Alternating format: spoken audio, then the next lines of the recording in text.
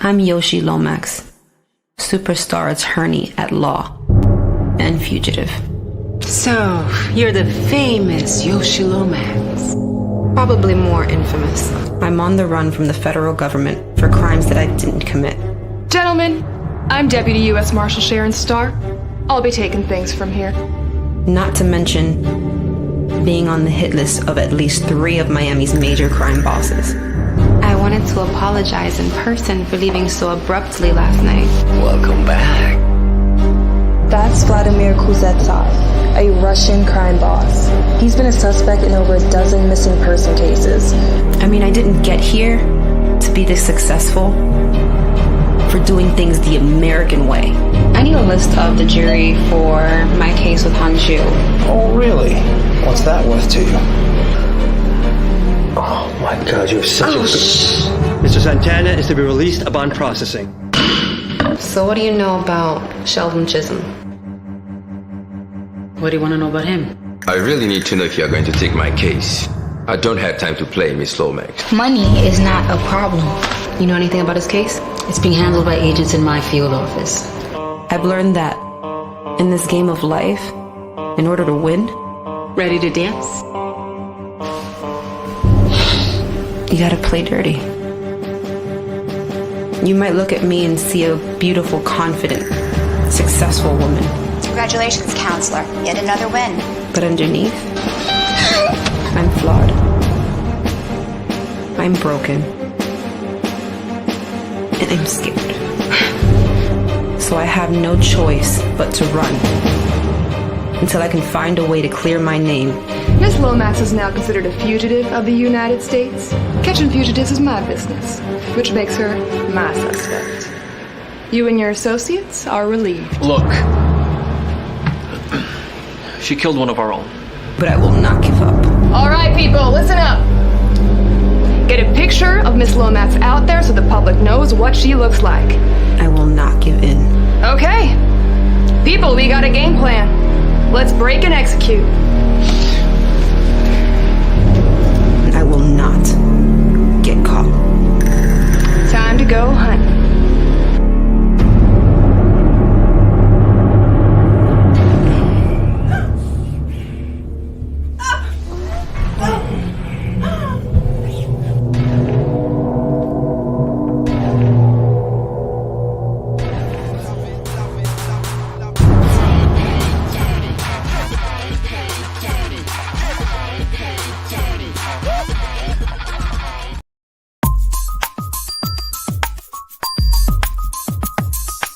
Real talk. Hey, I'm Gina Lou, and you're listening to Real Talk with the Director on Dollhouse Radio. Hey, what's up? It's Logan Browning, and you're listening to Real Talk with the Director on Dollhouse Radio. Real talk. Hi, this is Alana De La Garza, and you're listening to Real Talk with the Director on Dollhouse Radio. Hi, I'm Diane Franklin from Better Off Dead and Bill and Ted's Excellent Adventures. You're listening to Real Talk with the Director on Dollhouse Radio. Hi, this is Monique Capri, and you are watching Real Talk with the Director on Blog Talk Radio. Hey, I'm Stormy Maya, and you are listening to Real Talk with the Director on Dollhouse Radio. It's Vicky Judy, Orange is the New Black, and I'm here with Real Talk. Yo, what up? This is Jay Ellis, and you're watching Real Talk with the Director on Dollhouse Radio. Keep it locked. Hi, I'm Frida Parks, and you're listening to Real Talk Radio with the Director. Hey, I'm Issa Rae, and you're watching Real Talk with the Director on Dollhouse Radio. All I'm offering is the truth, nothing more. And nothing less. What's going on? Welcome to another edition of Real Talk with the Director and the Jedi Council. I'm the Director. We'll be with you for the next 120 minutes or so. Real Talk is brought to you each and every Monday by B2S Media. And we broadcast live via the World Wide Web on YouTube.com. So, what's up, everybody? It looks like I'm lagging here. What's going on? Oh, that's not good. Let's see. Let me check my connection here. What's going on? People wilding. Let's see. Please hold for our technical difficulties. Let's see here. Now, I mean, I should be running good and plenty. All right, it's all good. We'll catch up. It'll catch up. All righty. Can you hear me? Can you hear me? Can you see me? Let's see. Got you. Yeah. So anyway, hopefully the internet catches up with itself. Today we're going to do part 2 of our discussion that we had a couple months ago. It was about filming sex scenes. We got some good feedback on that, some good responses. So we decided to do a part 2 with a new panel of actors, a whole and filmmakers. One being myself, another one being Ralph. So hopefully we'll have our one of our other filmmaker guests to be coming on today. So we have some panel of actors coming. Should be good. Let's see what he got. And what's going on in the news? Nothing much. Warner Brothers is screwing up as usual. I don't even want to talk about them. They're gonna get me upset. Warner Brothers, man, I can't deal with them, man. I can't deal.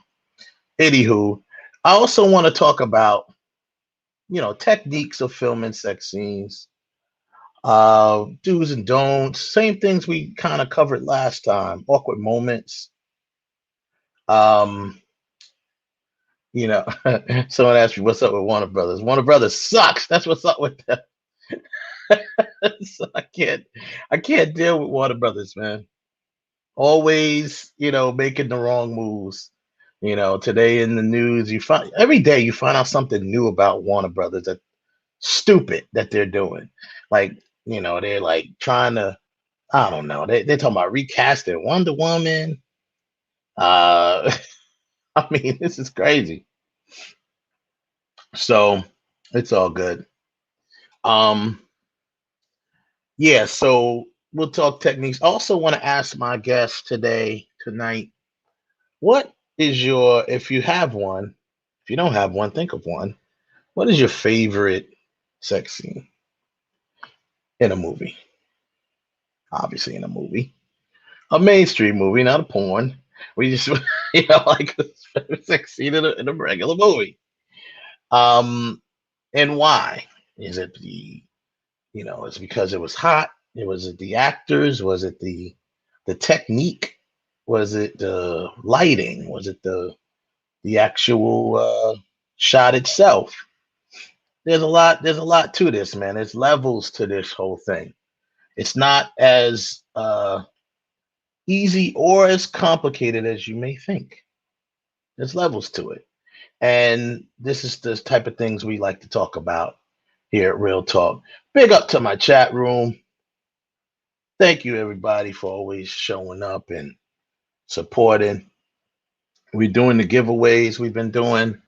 I think Joseph, he was our very first giveaway winner. Giving away money, man. Like, Amazon gift cards and stuff like that. We're going to start doing them twice. Once will be like a trivia thing, and then the other is, part of the whole IE network push to 10,000 subscribers. So be on the lookout for that. You might be able to win something. Give up some things, man. Some movie tickets, some movie, things like that. Shoot.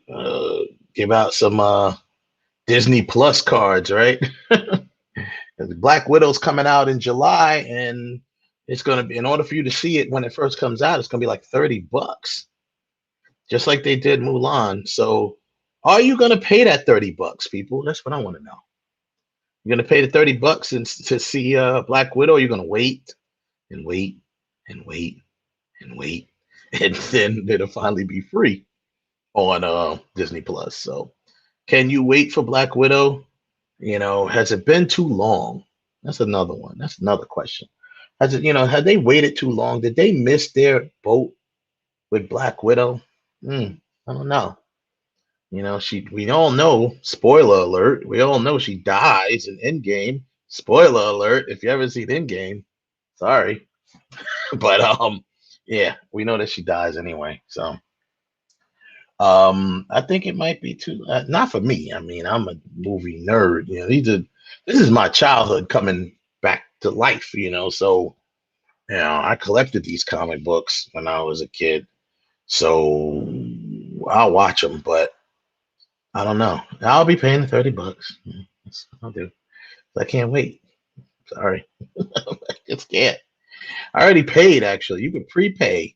I already paid for it.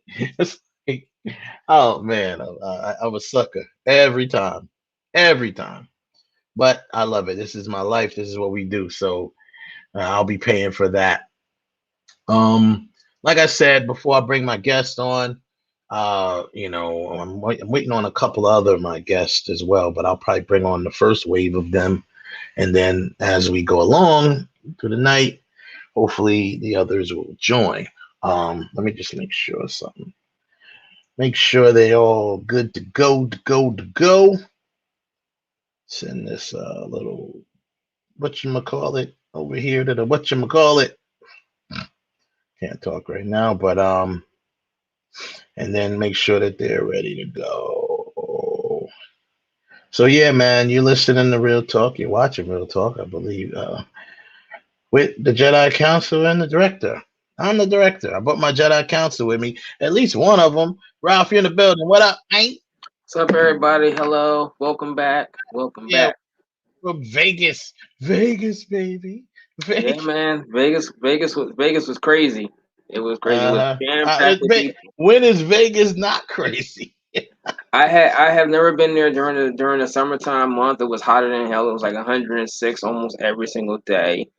But it was fun. It was nice actually going away and not having to do too much stuff. I had a few things to do, but not a lot. Got in a couple of movies. It was important to see a couple of movies. You know, ran into previous guest Jen Garcia out there, and it was funny. Jen Garcia, Big up Jen Garcia on the block with Jen. Check her out. She's always doing her thing, man. That's the homie right there. Yeah, I was walking out of a movie. I was walking out of Cruella. Because they have this place called Town Center where like they had this giant AMC theater, nice AMC theater too, so it's like a whole complex. So I'm walking across the street, and I see this girl walking with this guy. Now we both got masks on, but something about it was like, I think I know her. So about 2 minutes later, I get a message on Messenger saying, "Listen, did I just walk past you in the street?" I was like, "Yeah, you was walking with some." You went all the way out there and you walked right past her. I walked right past her. Now, if we didn't have the mask on, maybe I would have realized that was Jen. You know? Right, you'd have noticed right away if you. Yeah, that's all good. So yeah, man. So we're doing part 2 to the filming sex scenes in film, obviously, and then techniques and things like that. I'm about to bring on 2 guests, 2 of my 4 guests tonight. I believe this might have been their first experience doing filming an actual sex scene in a film or in a project. So I'll be bringing them on and get their insight on how it was. We'll be joined later, I believe, by Alice Reys, who I worked with on Playing Dirty. If you saw the trailer in the beginning of the show that I play all the time, she's the one who says, "You're the famous Yoshi Lomax." That's her. And she played Adriana Santana, the wife of the big Cuban crime boss Santana. Playing Dirty coming to a streaming service near you sooner than later. I'll get back to you with dates. And so she should join us. Also, I'm hoping he's probably on set because he always is. Hoping we can get joined by my partner in grind, my director of photography, cinematographer, all of that stuff, and my homie, Devon Troublesome Smith. Hopefully he can jump on and bless us with, because all these sex scenes, well, I've been shooting sex scenes for years, but some of my recent work, he has been behind the camera. He was the one who was, I tell him my vision. We work it out together, and boom, there it goes. So, and I hope he comes on because one particular sex scene we shot, he didn't. I know it was a shot he didn't want.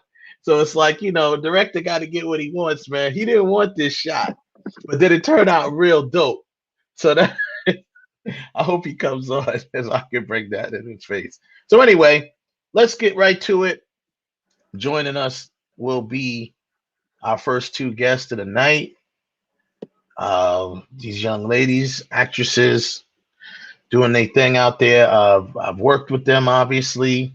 I work with Lex. She's not only an actress, she's also a host of Block TV News that we do right here on the IE Network. Go check her out. And joining us, my girl Alexis Calderon is in the building. What's up? Hi, Lex. Hey. How are you? Hey. Hi guys, I'm so good. How are you? Good. I'm about good. to bring on your homie, the homie. I'm just gonna call her the homie because she's everybody's homie. She's mad chill. We had a long 3-something hour conversation drive,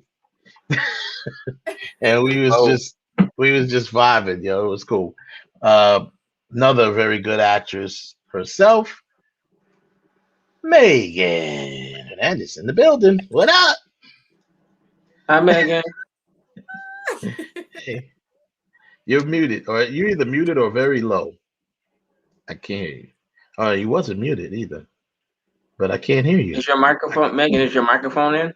Is your microphone in, or you have like your earbuds or anything on? Or we are experiencing technical difficulties.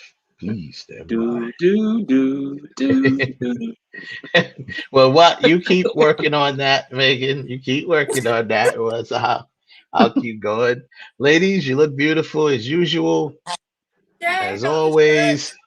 Oh yes. Yes.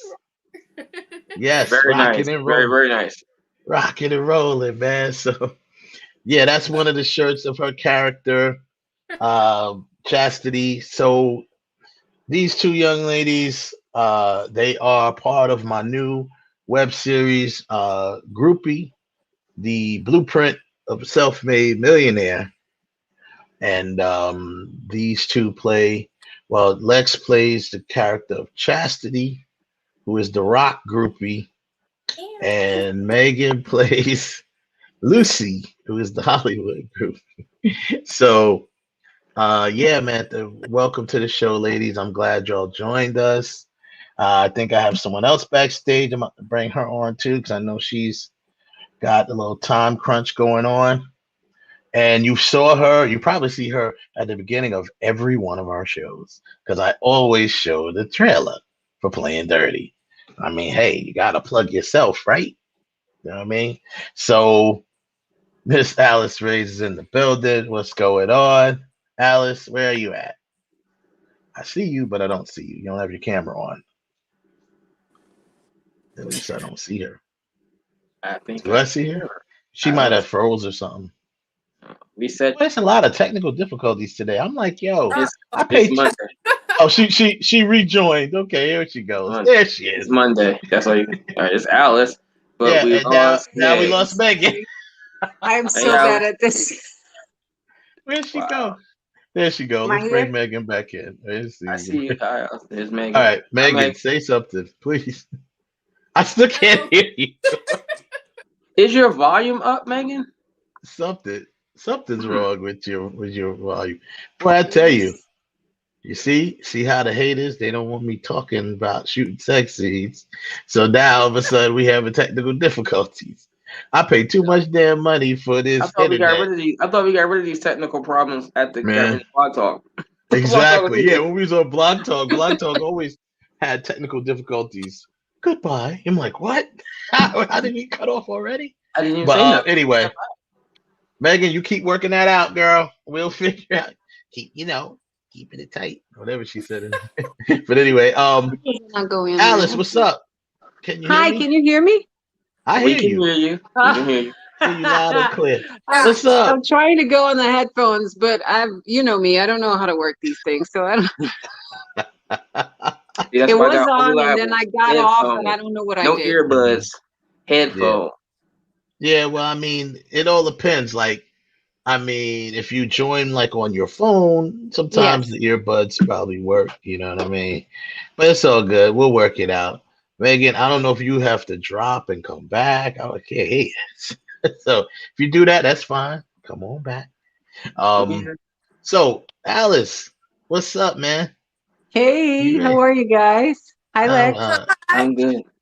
Yeah, man. So we are, this is part 2. We're talking about filming sex scenes, and we'll just jump right into it.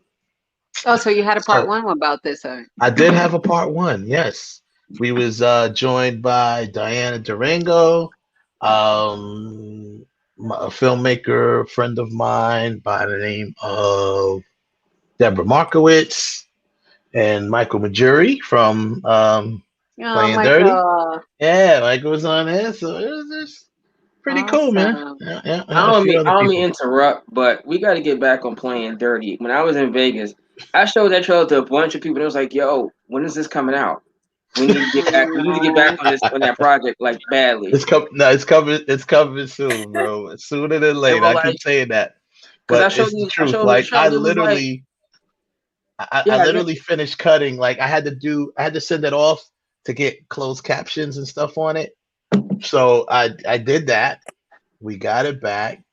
So very soon. Yeah, I showed up. I was shooting some stuff out in Vegas, and I was showing people the trailer, and they were like, "Hold up, you got a threesome in the show?" Oh God! And then some dude picked this girl up by her neck on like. Oh God! Yeah, that scene is strong.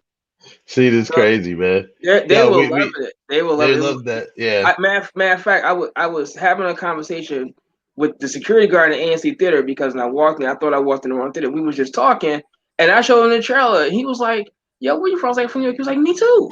Me too. I moved out here like 3 years ago. I got tired of shoveling snow." I was like, "Oh, okay." Pretty much the reason why I'm in Central Florida. That's why I need to get my ass out of here. I got to go. So Alice, I wanna start with you because I know you have time crunch. And I'm sorry about that. I thought I would be done, but oh God. What you working on, Alice? What you working on? I'm going to Dallas tomorrow, and I have an early flight, and I'm not packed. I have a whole bunch of things to do because I have a show on Wednesday. And I've never been to Dallas, so I don't know what to bring, but it's only 2 days, and it's like get there, rehearse, and then the next day is the show, and then come back. So I don't need that much, but I still have to pack stuff for the show. And then it's what's the show? Plug it while you're here. It's with a dance. It's with a company that I work with all the time, and this choreographer that I love, and he just asked me to be a part of this piece that they're going to show in Dallas, and I was like, of course, let's do it. Yeah, that's what's hot. Yeah, it's It'll a quick hot. thing. Awesome. That's the first thing. It will be hot. It will be hot. Yeah, oh, really? Okay. Bring clothes. I was gonna check on that right after us here. Yeah. Yeah. Morning like you'll be able to get some good barbecue in Dallas. I don't think I'll have the time. Well, listen, this barbecue place is all over Dallas. It's like going to New York City, and like every other corner is a pizza shop. He's so excited about it. Should I tell him what's? What? I'm vegan, so. Oh yeah. No barbecue. No barbecue. You get some nice barbecue. So maybe some tofu, or I could do vegetables on the grill. Yeah, you could do barbecue asparagus. You'll be good. Barbecue mushrooms, something like that. I'm sure. Love mushrooms. Yes. So Alice, we worked on Playing Dirty together. Yes, we did. Was that your first ever like sex scene? I don't think so. On camera, yes. I told you that I had done it on theater, but it's completely different. Yeah. I that's true. This is true. Okay, so that's your first. This is cool because I think everyone on here, this was like their first time. Really? And it was with me. Look at you. Look at me, man. I am just rolling here. So we got so now when we shot that scene, for Playing Dirty. And if you missed it, oh well, y'all gotta come rewind the show and watch the trailer. And I mean, don't show much in it, but we set up for the scene, and this scene was a threesome. Yep. And I tell you, way to go for first time, right? yeah, there you go. Just jump right in, man. Feet first, head first. So so here's the deal.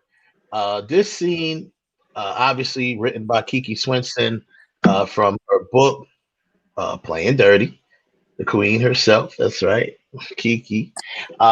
Big shout out to the boss lady Kiki, my partner. But in the book, so I read the book.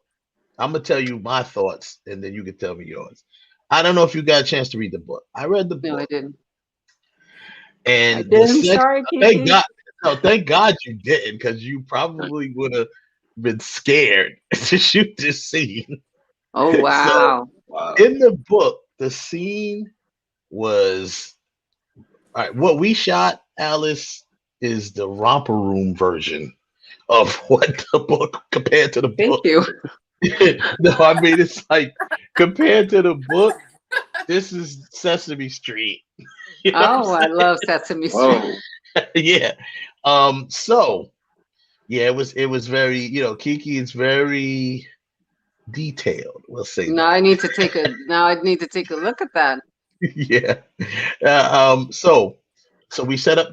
We're about to set up to shoot this scene. We came back to New York to shoot that, I believe. And with you yourself, Ernesto, and Zasha. Yeah. So we sit down. What's going through your mind? You're about to shoot this sex scene, and as you said, you've never shot a sex scene on camera.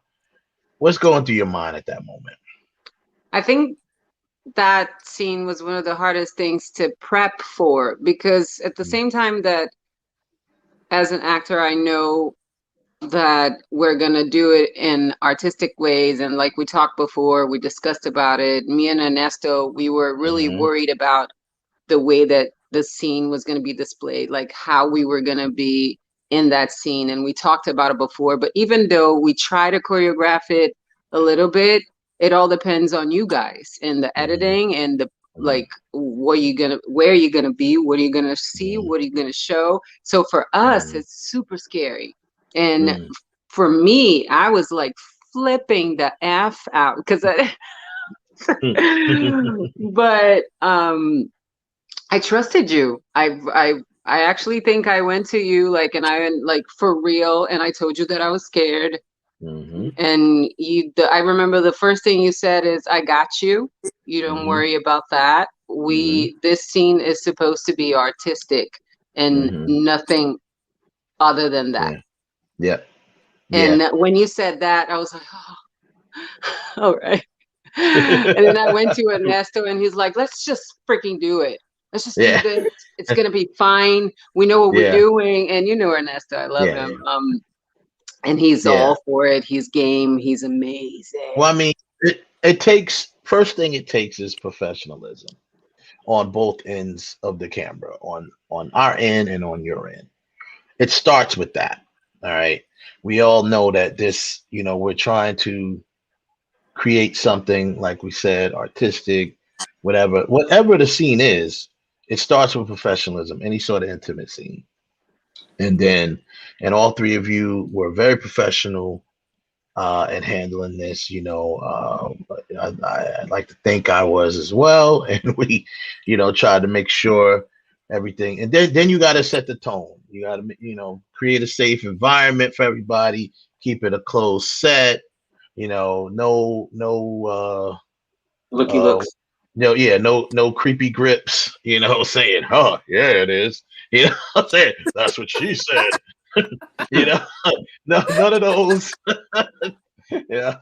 And bring Megan back. Let's see if we can hear Megan. Oh, then we lost her again. Oh no. Megan, it has got to be your internet connection. It's gotta be. I don't know. I brought her back. She's like, "No." Let's see. Let's try her again. There she is. I hear you. I hear you. Yes. There you go. We hear you. Okay. I had to go on my phone. Sorry, that was like a mission. Okay, it's all good. Oh, welcome. So, Thank welcome you. back. So, or like Nesto said in the film, "Welcome back." He says that to Sasha. So it starts with professionalism on both sides. You set the safe environment, right? Keep it close set. Only people that need to be there. Lighting guys can come and light and then get out. You know what I'm saying? All we really need is the director of photography, the director, of course, and if we're tracking sound guy. You know what I mean? So that's pretty much it. And that's how we kind of pulled it off. I That think made a difference. yeah, it makes a difference because obviously you're setting up to do this scene. You already have to do it in front of however many people. And yes, you're not actually having sex, but the bottom line is it's still something that You're showing yourself, you're putting yourself Yeah. like in an uncomfortable position. But once you're in the scene, like we rehearsed, the three of us, we Mhm. actually took some time to actually Mhm. choreograph. You know me, I'm a dancer, so I'm always Yeah. gonna make sure that even Yeah. though we're gonna do it Gotta artistically be and you correct. knew what you wanted in your head, we Mhm. made sure that we felt comfortable, because if we're not comfortable doing it, the scene is not gonna be good. Yeah. So we kind of marked in a way that we knew where we're going, how we positioned ourselves, what we were going to give it to you, so you would get what you want, and we would not be exposed in a way that we didn't want it to be. Like, Yeah. So Yeah, exactly. it ended up being really cool. Can I ask you a Mhm. question? So, Alex, that was your very first sex scene, and it was a threesome. That is Yes. Got you. It broke you in the right way. We broke you in the right way. But see, and here's the deal. Now, Lex, I believe you were making y'all got a chance to see a little bit of like playback and daily stuff. Like I don't think Alice did. I don't think y'all saw anything, right? Did you? They didn't we see didn't want anything. to actually. While we were They didn't want doing, we didn't want to. We didn't want to see it. Didn't want to see it. So then, I think Ernesto did though. Ernesto took a I might peek. have saw because Yeah, he took I a like peek and to he said, show. "We look good. We look good." That's what We're happened. good. That's all He he came needed. Yeah. Well, that's what it's about. It's about angles, right? It's about Yeah. setting up the right angles, and everything appearing the way you need it to appear. But you didn't see anything until we actually played the film festival In the theater. Yeah. Yeah, in the theater. On the big screen. Right. Sorry, Which we I'm laughing, but I won, was so by the nervous. way. Which we won, by the way. Yes. Best web series. I'm just saying. One of two. Okay, I'm done bragging. But anyway, so you're sitting in this theater now, and you're like, oh my god. I was actually I was holding Ernesto's hand, and when the scene came, we both grabbed it so hard that we both got our hands like, oh my god, and then we're like, oh shit, you hurt me.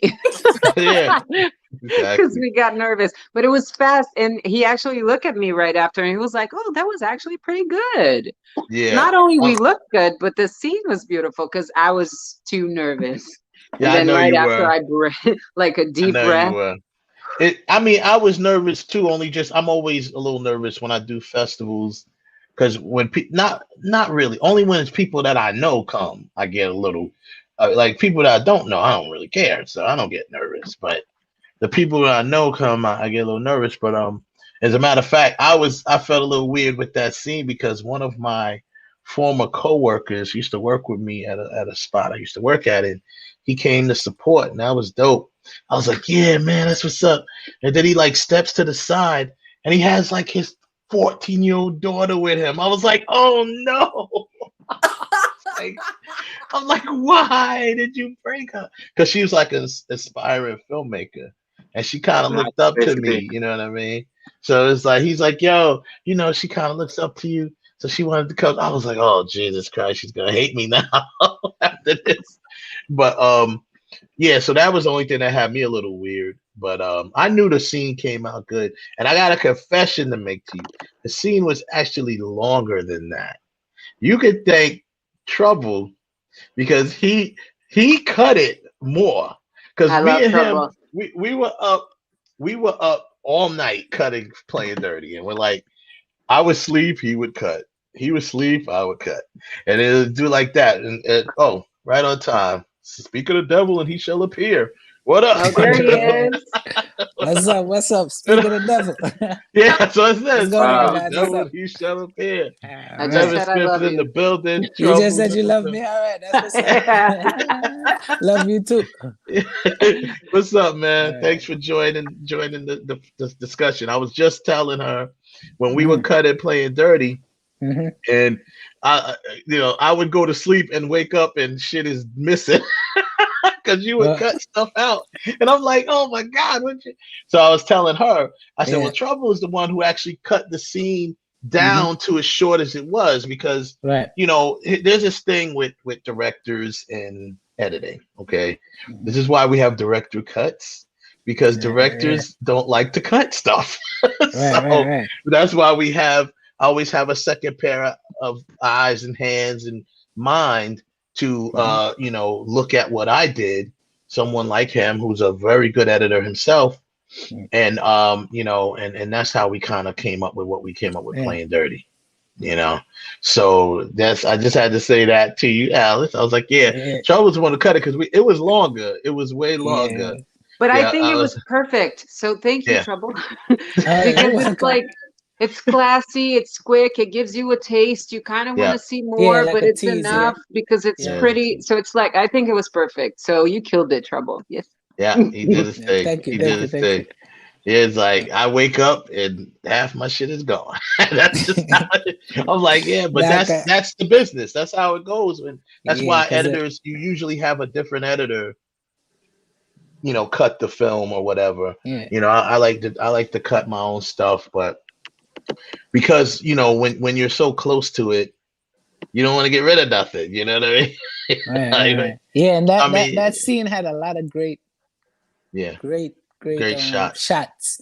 Yeah, but for me, it's always better when you just tease it a little bit and make you want to see more. If I feel like I have to rewind that part, then it's better for me than if I'm watching the entire scene and I feel like I've had enough. I don't want to have enough. I want to keep going back. So that's how I like to think when I'm cutting. I want to watch it again. Like, damn, did I miss something? Let me look back. Yeah, you know what I mean, exactly. No, that's perfect. No, because that's what it is. That's like, you want the people to want more. You don't want them to get enough. So that's how it works. But I mean, so Alice, and like I said, I won't keep you long because I know you gotta go. I'm sorry. You didn't even pack. I'm so sorry. Well, have fun, enjoy yourself. Have a good time. Yep. Exactly. I don't know where she's going, but wherever you go, and have fun. Thank you. I'm gonna cut you. Your overall experience doing that.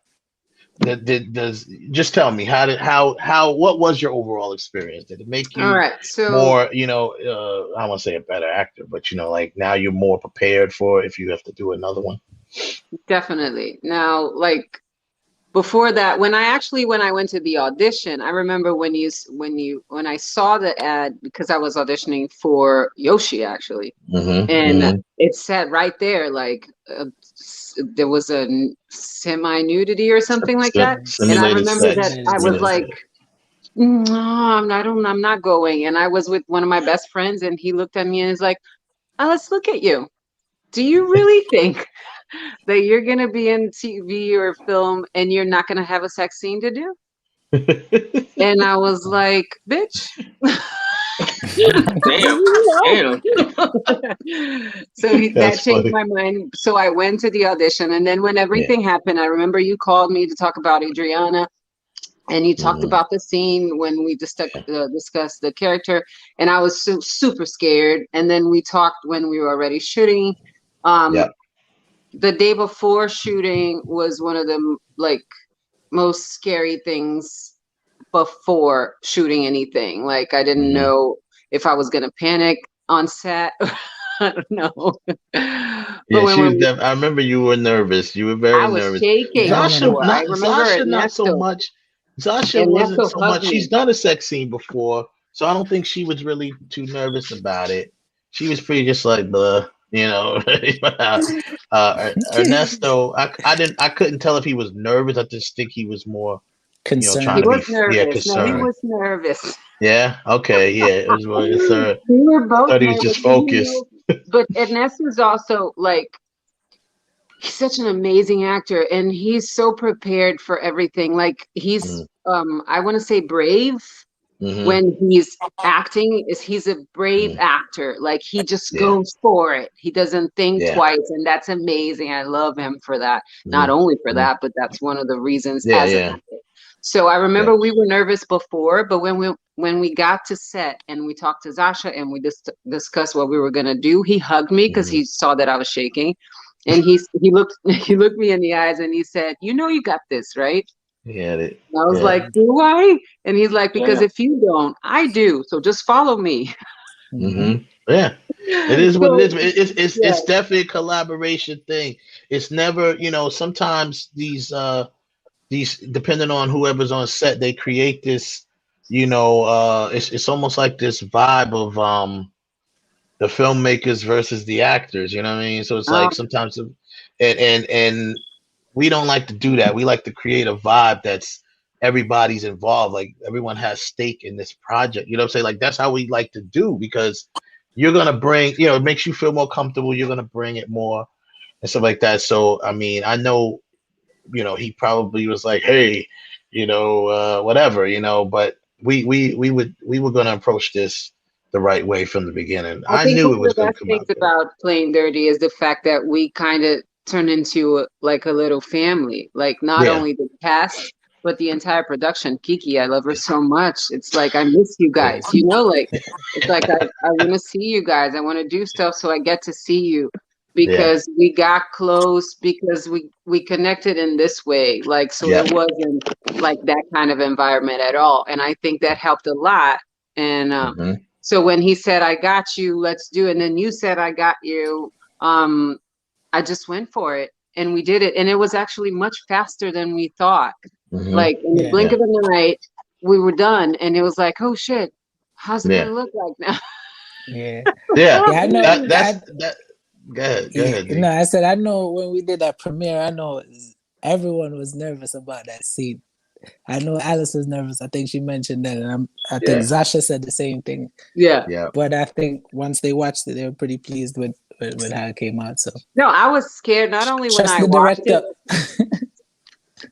but then I was scared to show my mom and my fiance, boyfriend, husband now, but at the time, but it's like once they saw it, my mom was like, "Oh my God, that's so cool!" And when he watched it, I was like, "Ooh," and he looked at me and was like, "Oh no, it looks really good." And I was like, "Oh wow." So that's what I said. It's a classy scene that makes you want to watch it again and like, oh, did I miss something? Oh, whoa, that's cool.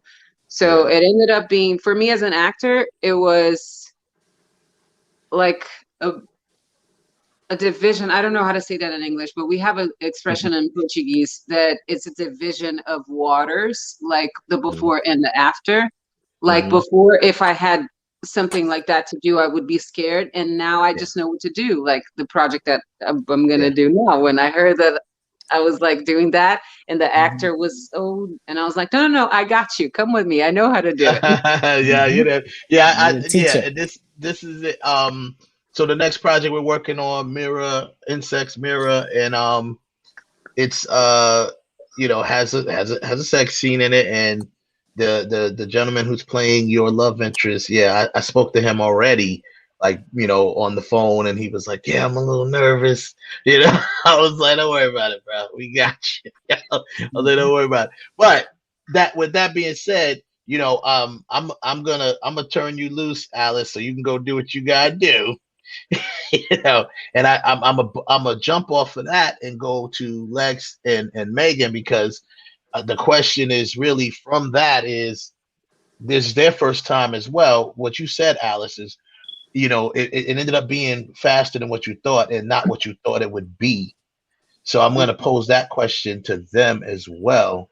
I got a question with Wes saying that. Alice, What did you think it was going to be? I know you got to go, but I'm curious. What did you think it was going to be? I done it in theater, and in theater, it's completely different. What I said, like at the beginning, because I would do it every day, and I think I was with that show for over a year. So from Thursday to Sunday, we had shows, and it was a different situation because the character that I played, she got raped when she was a teenager. And that was the scene that, because I played the teenager version of that character. And so I basically got raped from Thursday to Sunday for over a year. So it was really traumatic as like emotionally as an actor to build that character and everything that so it was completely different. So it was kind of traumatic. And we talked about that the last time that I was on the we told that on the other show, the traumatic show. Let go of that. So I had the entire process of letting go of that traumatic emotional path that I had with that show. So that also scared me a little bit before we do this, because I didn't know. And it on film, it's like one take that you do it, or one cut that you guys, when you're editing, do it's like forever, because you have that, and then what are you gonna do this? So I was scared that, because when you do it on theater and it looks weird, nobody has it tomorrow to watch it again and point it and say, oh my they can't God. point it out. Yeah, they can't point it out. And you have tomorrow to correct it in theater. So those were the monsters. Film. So I think those were the biggest monsters I had in mind, making me so scared, like scared of how it's going to look on camera, how it's going to be translated into whatever you guys wanted to talk, like, and show people. And and I thought, I don't know what I thought. I was so scared. Yeah, well, I mean, at least you were happy with it. It came out, I was so happy. And you're proud of it. That's what's up. You're proud of it. You're happy with it. I want to big up your fiance, husband, boyfriend. As you always say that, fiance, but because that's how you're supposed to be, gentlemen and ladies. When you have a spouse that is a professional and they are an actor, you have to, you know what I'm saying? You come on now. You can't be on that bullshit. You gotta understand that this is their profession. This is what they do. And it's part of what they do. So that's what's up. Big up to him. Big up. So, all right, I'm gonna let you go, Alice. I love you guys. Lex and love you too. We'll see you soon. See you later. All right, see you later. Have fun. Thank you. I don't know how to leave. What do I do? I'm gonna get you out. Everybody. So Wesley just kicked her out. Yeah, bouncing right after. She was still talking. Yeah, she's still talking. Yeah, she's like, I don't know how to do it. Bouncing right off of what she said, ladies. Did you think? I guess the first part of the question is your, we knew it was your first like real like sex scene on camera type deal. Did you think? What did you think? Was it what you thought it was going to be? Because Lex, I'll start with you because you were very nervous as well. Megan, if she was nervous, she didn't really show it. So she was very calm, like almost scary calm. She was calm. Megan looked like she like kind of woman. She's like, listen, I can't let you see me sweat. I can't let you sweat. I'm gonna go in the bathroom and break down, but when I walk on back, cool as ice. Yeah, but so I'll start with you, Lex, because I know you were exactly. You were noticeably nervous. So how did it work out for you? Yes. Okay. So for me personally, like we've already talked about this, me and Wes, that like I'm a preacher's daughter. So it was like very scary for me in that sense. Like I just like that I got this huge wave of like, oh fuck, like all the guilt and like all this, like I have to like live up to this standard, and like all of these thoughts were like rushing to my head.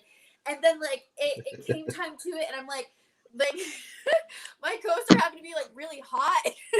So I'm like, fuck. I'm like, oh my god, this guy is so cute. I have no idea what the fuck I'm gonna do, and my dad's probably gonna see this, like, and I'm just like, all this stuff is like going through my head. So then the power of Christ compels you. Heal this woman. Yeah. So then we actually start PK gang. Go ahead. Yes, PK gang. So then we actually start doing it, and I'm like, wait a minute, why do I like this? This is like one of the most fun things I've ever done in my entire life. And then I started getting like really into it.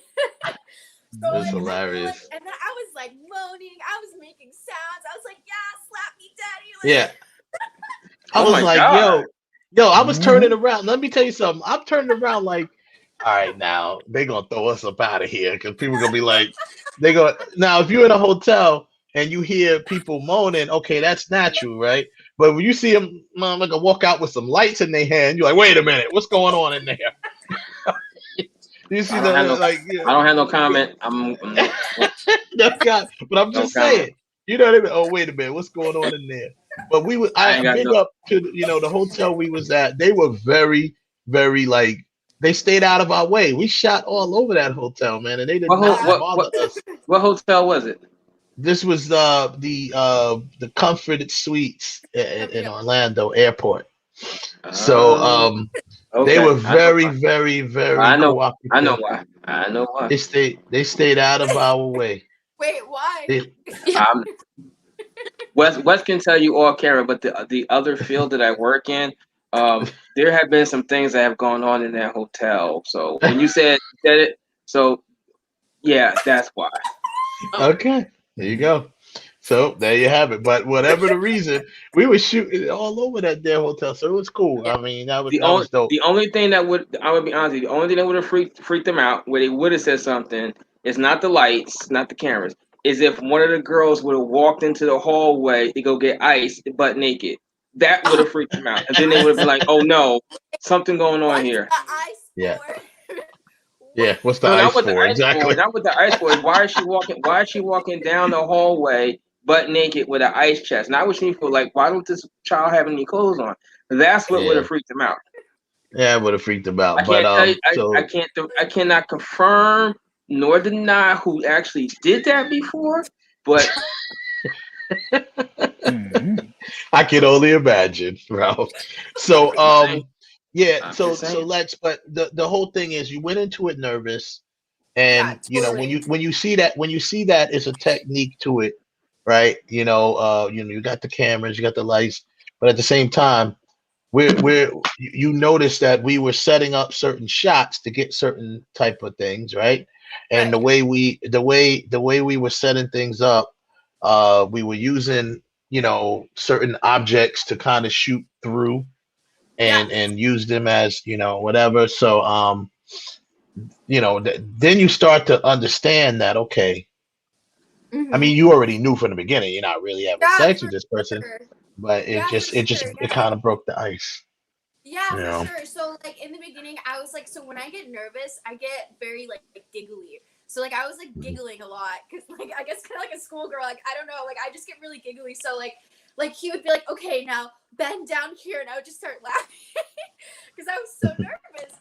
And then the more that I realized that like it's so technical and like we weren't even naked like at all. So like I really, really, really felt comfortable. And then like everybody around me, like even though I was kind of like giggly, like everyone around me was so professional about it. So it allowed me to kind of like relax a lot into it. And then like once you finally relax, it's like I love to play. As an actor, it's like a mind thing for me. Like I like to play, I like to try this, I like to try that, I like to really get into it. It's fun for me.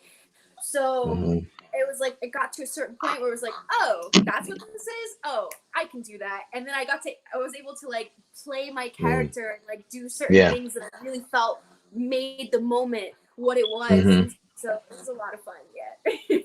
Yeah. So Megan, the same question to you. And then I'm gonna get to Devon because I'm gonna ask him more on technique. When we're filming those, but Megan, like I said, you didn't seem nervous. You seem very calm about it. Pretty calm, but it was I was nervous. Of course, I was nervous because I didn't really know Stuart so much. Right. That's the actor that was, played the, opposite. Yeah. Yeah. But I like how Lexi was so comfortable on set, just with like everybody, like the whole crew, the whole cast. And it was also a closed off set. It was just me, you, Trouble, and Stuart. So it was. And Will, I think Will was in and out. Will was That was pretty much Will was there. That's the he was doing he's the gaffer. He was doing helping with the lighting. But it was so closed off and so professional that it was like I didn't really feel nervous or like I had something to worry about. Like it wasn't like I knew I felt safe, like I was safe. Like it wasn't like a sketchy situation. So that's why I wasn't nervous, but I was more nervous of like how am I gonna be able to like embody a coked out girl right now.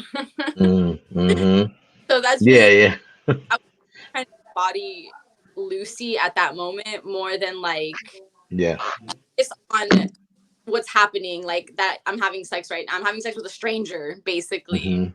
I was thinking that so much, but it was just such a professional, like comfortable set that it was like hard for me to be super nervous. That's dope. That's a cool answer. Can I comment on that? So yeah, sure. I think it's so interesting that she brings that up.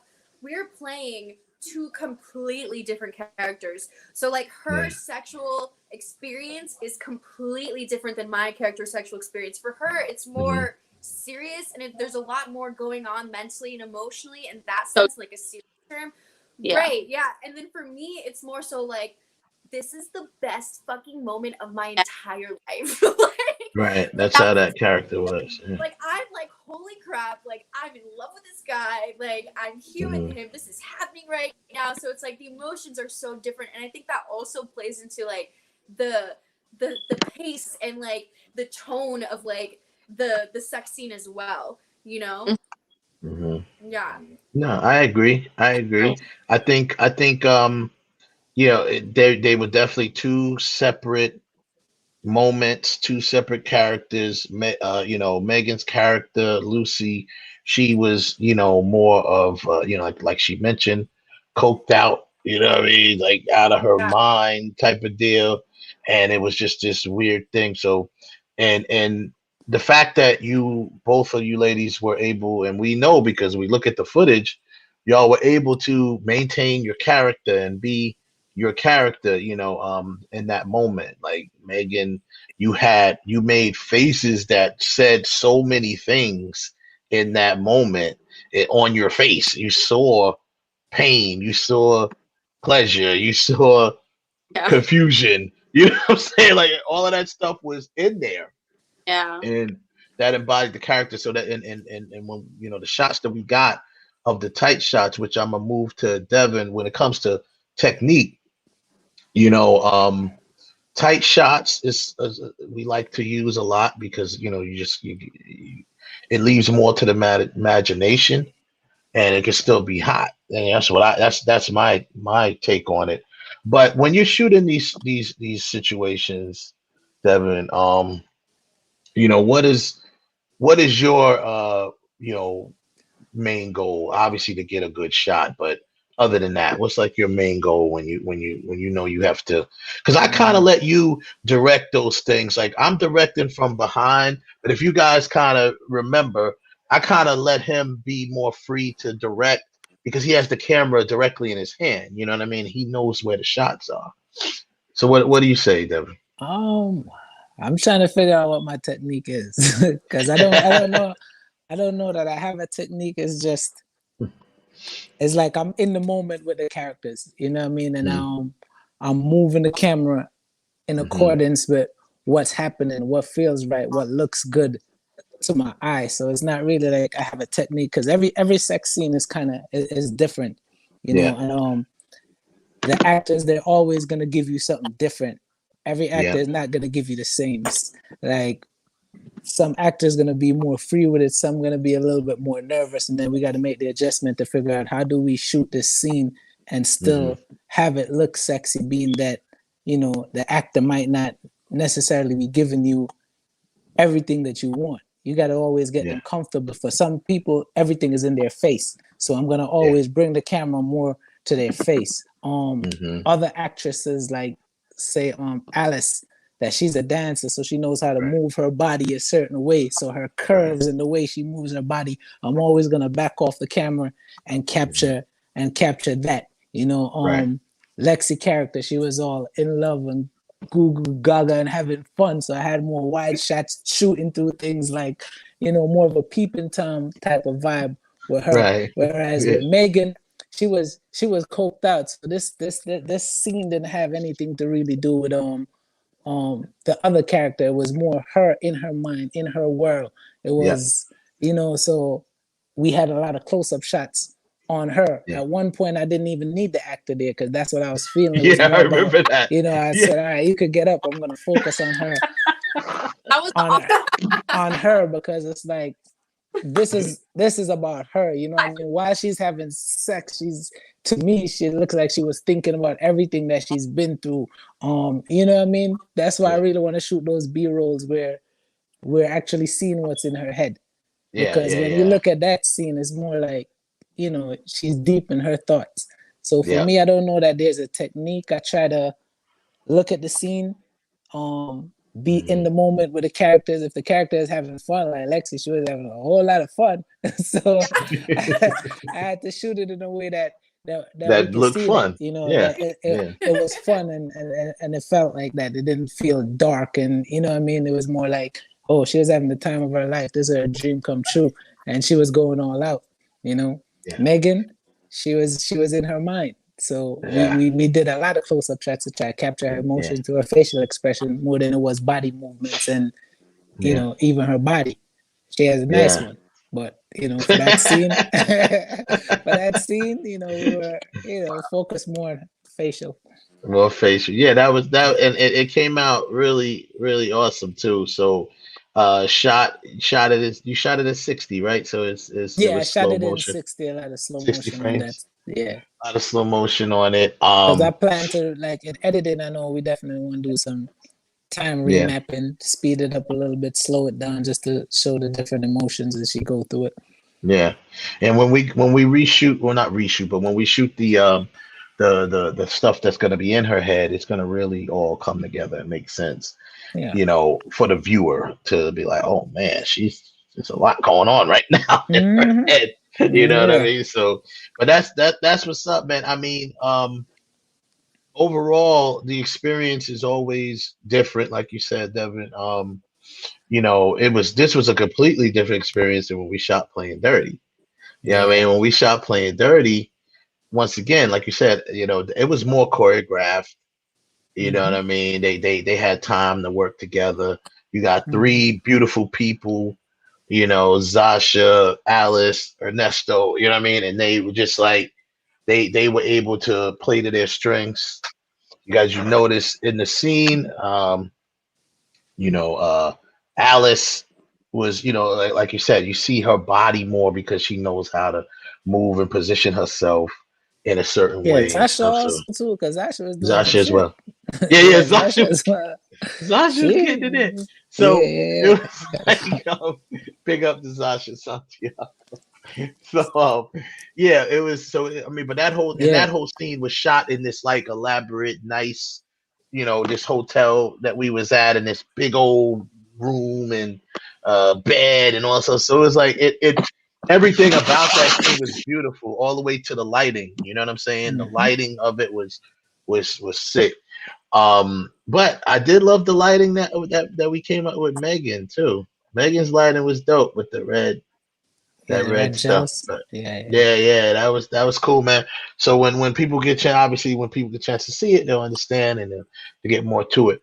So now, ladies, now that you have you know, experienced it, do you think it will help you going forward doing any other intimate scenes, whether it's with this project or not? It might be with another project. Like maybe, just maybe, I don't know if this is what y'all thought, but maybe now when you look at a say a part, you know, that you may audition for and you see that it requires simulated sex, you may have turned it down before, maybe not.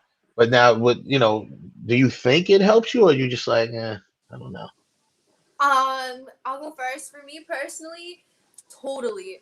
I remember, similar to what Alice said, like I saw that thing where it said like partial nudity or like with simulated sex scene or whatever as far as groupie was concerned, and like my heart fell out of my butt, and I was like, "There's no way I'm going to be able to do this." And then after experiencing it, I'm like, "Oh my god! Like this is nothing. Like literally nothing happens. It's not as scary or as daunting as it was at all, and in fact, it is so much fun." So I mean, I literally like it just is like I mean I know like other sex scenes are going to be different because like she was saying before, Alice was saying that like hers and her theater thing like was very dark, so I know they're not always going to be like that, but I think it's really cool like being able to experience it once and like have such a positive experience with you guys and like having everything just like flow and be so professional. Like totally. Like if I see something else, I'll be like, yeah, sure, I can do that. Like, you know what I mean? It's not going to be a big deal at all. So yes.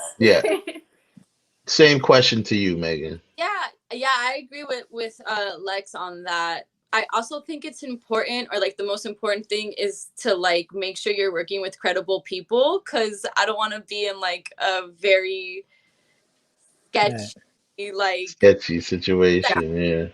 Something crazy. But like I definitely will have more comfort, especially working with you guys, how like easy and smooth that was. If I could have that experience with other directors, by all means, sign me up. You won't. No, I'm joking. You won't. No, I'm joking. I'm not trying to scare you. No, but I mean, that's a good segue. Let's talk about the fact that going forward, I'm hoping that myself and Devon, we set a standard for you to kind of judge professionalism going forward when you have to do something, that's a requirement in a scene. You should always go over the scene, try to go over it as much as you can in the script. I give y'all much credit because you had no time to rehearse it, and you both nailed it anyway, and you had no time to rehearse. Normally, like, when you have more budget, there's time to rehearse, right? Maybe block and stuff like that. We did a little blocking on set, which it's fine. But I think going forward, hopefully we set a standard for you to be able, because that brings me to my next question. Someone specifically wanted me to ask this question. I mean, obviously, you already know my answer because we're having a show about it. But someone wanted to know: are sex scenes necessary in film? Yep. Yes. They are. I agree. Yep. I think that it depends on the type of film, because I think that in certain films it's better not to have it because it isn't necessary and it almost like takes away from the story. But then there are films where it adds so much. If it advances the story, here's the deal. If I don't care what it is, sex scene, fight scene, kill scene, it doesn't matter what type of scene it is. If it advances the story, it is necessary. It's just that plain and simple. If it doesn't advance the story, it's not necessary. So yes, that's my answer as well, Lex. If to answer the question directly, if it advances the story, then yes, it is necessary. If not, then nothing's necessary. It doesn't matter what dialogue, action. It doesn't matter. If it does not push the story forward, then it's got to go. It's just like plain simple, or don't do it at all. So yeah, that is necessary to a degree. But I also think that it's life imitating. It's always necessary. It's art imitating life, right? It's just stuff like it's always necessary. Yeah, it's art imitating life. People have sex in life, right? I mean, it'll never. I don't care what movie you're doing. To have a dope sex scene, it could never ever hurt the movie, and it could never ever hurt the amount of people that tune in just because of that scene. With power. Now that one I'm gonna disagree with. No. Just because you put no. So sometimes the sex scene will stop because you're like, really? It's like when you see horror movies. Everybody dying, but yet they gotta stop to have sex. No, that's not the place to be putting the sex. I'm sorry, it's not. Well, here's the thing. That's all depends on perspective for me. So when I see one in any movie, it's cool. I don't care what it is. You guys are movie buffs where it's like everything has to make sense. You see a dope scene. Yeah, I don't care. The character could be died and she decides, listen, give it to me one more time before I die. That's cool. You can disagree. I'm on the run. I'm trying to outrun Freddy, but stop. I gotta have sex. And so Freddy, you're going to stay there a minute until I get this. You know, hey, they did it in Scream, right? I'd be like, oh, that's different. That's kind of different. I would appreciate it. But I understand. They did it in Scream. They did it in Scream. Remember? But actually, what I really wanted to say was like the only thing I would think is the discussion would not be if the sex is necessary. Does it have to be gratuitous? I think that's the more. No, discussion. Definitely not. That's a different issue. Does it have like? Because you could have a sex scene where it's just the caress and all that stuff, the intimacy part, without in the idea that they had sex, without actually seeing the body parts going. That's a different story. That looks even better sometimes when you. To me too. I like a sex scene. Perfect segue, Ralph. I pose this question to y'all. What about sex scenes that you like? What is like? Can you think of a specific one that maybe you're like, oh man, I really like this about that scene? Yeah, I can. Jason's lyric, where they're having sex out in the bayou. One, if you're gonna have the sex scene, it has to be first of all, it has to be realistic. All right. But it has to, if you're going to convey, I don't think it has to be raunchy just the sake of raunchy, because it is mainstream movies, it is not pornography. So that's a little bit different. Right. It was something about the way that was shot. It was out in the open, it's in the deserted area. And although they were having sex, it wasn't like this kind of like wham bam kind of thing. It was much more sensual. Which reflected the arc of those two characters from not knowing each other to starting to love each other. So I did like that sex scene. I thought that was very well shot, very well done.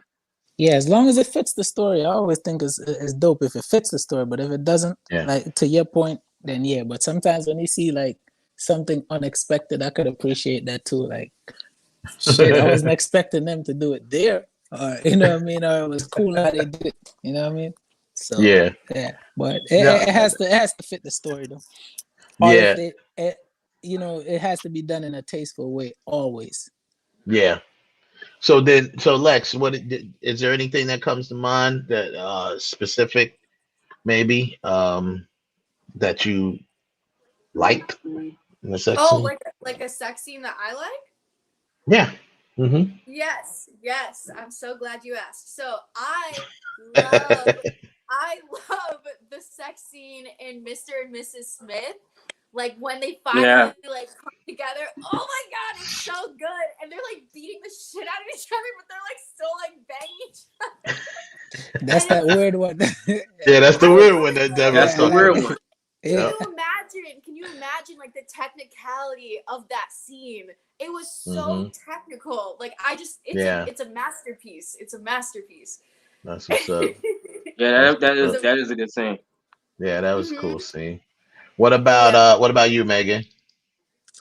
I have two actually. I like. Have you guys seen The Shape of Water? Yes. Yeah. Guillermo del Toro, I love him. Yes. Yeah.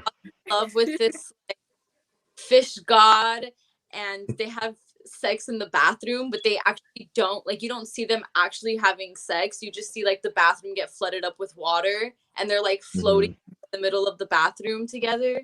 And then the next day she's telling her friend like that they had sex, and she's explaining how this like man god opens up and like his thing comes out.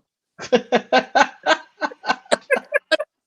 It was so good. Yeah, that was a good scene. That was a very good scene. Yeah. Oh man. That's oh man. Devon, does anything come to mind to you film wise? Not really, I like them all. I can't really think about a specific one. I don't like them because I've seen some that I'm like, all right, they didn't do that. They didn't execute that right. But I don't know. Yeah. None. What's the bad one? What's a bad one that you saw? That like 50, everything in the 50 Shades of Grey. Yep, Every damn 50 scene. Shades of Grey. I was about to say 50 that. Shades, yeah, 50 Shades I of Grey thought- was garbage. Yeah, that was everyone was right. talking about that, and I waste my time. Well, I remember I actually was watching the show with my mom, and I was like, "This is boring." I was watching 50 Shades of Grey because they, It is boring. Every Single scene. If you want, I'm gonna tell you, if you want to really see 50 Shades of Grey done correctly, go find the movie Secretary with Maggie Gyllenhaal and James Spader. Yeah. I remember that. Yeah, that's pretty much what it should have been. Yeah, that's what it should have been. I'm gonna share my screen here, and I'm gonna throw an image up from a movie called Wild Things. Yeah, that was alright. I thought that was a nice scene. I actually had this scene in mind when I was doing the shot list for Playing Dirty, because I knew we had to do a threesome scene, and I was like, okay, I've never shot one before, so I was like, let's so I kind of watched this, and I had never shot one before. Yeah, well, just on my phone. Not joking, but anyway, but I never actually shot one before for distribution. Oh, really? Exactly. But yeah, so I thought I watched Wild Things. I did watch this scene a couple times. I was like, yeah, okay, I can see how their movements was right. And it was like, in this case, you had one actor who was showing skin. She was topless here. You had another actor who didn't show anything. Yeah, but it was still a hot, Nev Campbell, but it was still a very hot scene. You know what I mean? So that's what I liked about it. I thought that was cool. Another one that comes to mind for me is a film. I'm trying to find these are I mentioned this on the first show when we talked about it. Let me get rid of them. And here's I love the lighting on this. I ain't gonna show it too long because YouTube be trying to YouTube be hating. But here the lighting on this was dope. This is Sea of Love. Sea of Love. This is Sea of Love with Al Pacino and what's her name again? Ellen Barkin. Ellen Barkin and Al Pacino. This whole scene where she pushes him up against the wall, she comes behind him. He's fully clothed in this scene. She is not, but the way that the lighting is lit was dope. I thought that was dope. Yeah, that comes to mind. Was a dope scene. Yeah, it was a dope scene. You know what I just thought about? There's this weird film. It was a movie on Netflix that I watched. It was like 365 days, something like that. Yeah. They had some dope scenes in that. Everybody been talking about that. 365 that movie, days. What? That movie was wild, yo. And I'm gonna be honest with you. There was some good sex scenes in that movie. Yeah. That was a What's it called? It's called 365. Yep. 365. 365 days or something like that. It was hot because you saw how Lexi reacted. Yeah, you see how she was like, "Oh yeah." It was crazy. Yeah. Who told me about that? I think it was Nicole Renee. Shout out to Nicole Renee, Playing Dirty, How I Became Wifey, Groupie. She's in them all. So she told me about it. She was like, yo, you gotta watch this. It's got some I want to get your opinion on these sex scenes. They're really good. I was like, they had some drone shots. They had all types of shit going on. They had you know the shot one when she was tied up on the bed, and then he was like, since you don't want me, I'm gonna show you. So she had to watch him get pleasured by another girl. And that was a crazy scene. It was dope. It was dope. I like the scene when they're on the boat and that it was like this overhead drone shot of them. Mm-hmm. It's just them and all you see is this boat and like nothing but ocean. It was a crazy, beautiful shot. So I was like, oh, that's crazy. I'm gonna share one of my favorites. This is probably one of my favorite sex scenes in a movie was 9.5 Weeks with Kim Basinger and Mickey Rourke. Yeah, that was good. So they're just outside Devon, we got to get something like this, brother. I love this. The rain nipples poking out. The rain. Out. Look at that light. Yo, that shit was fire, bro. That was fire. That whole scene was fire. It's called 9.5 Weeks, starring Kim Basinger and Mickey Rourke. It's one of those, toxic relationship movies. It's called 9.5 Weeks because that's exactly how long their relationship lasted. And that's why it's called. Yeah, that's why it's called 9.5 Weeks. A lot of crap happened in 9.5 weeks too, didn't it? A lot of stuff happened in that 9.5 weeks. Very good. It was one, it's one of those films that just was, very cool. But anyway, the whole point of all of this is, when you have a certain thing in mind, I approach everything with something else in mind. And then I make it my own by doing whatever else. You know what I mean? I couldn't find. So I was thinking of Sea of Love. So when we did the shot with you, Lex, up against the window, because originally I wrote it up against the wall. I was thinking of Sea of Love. How I just showed you that thing with her, or pushed him up against the wall.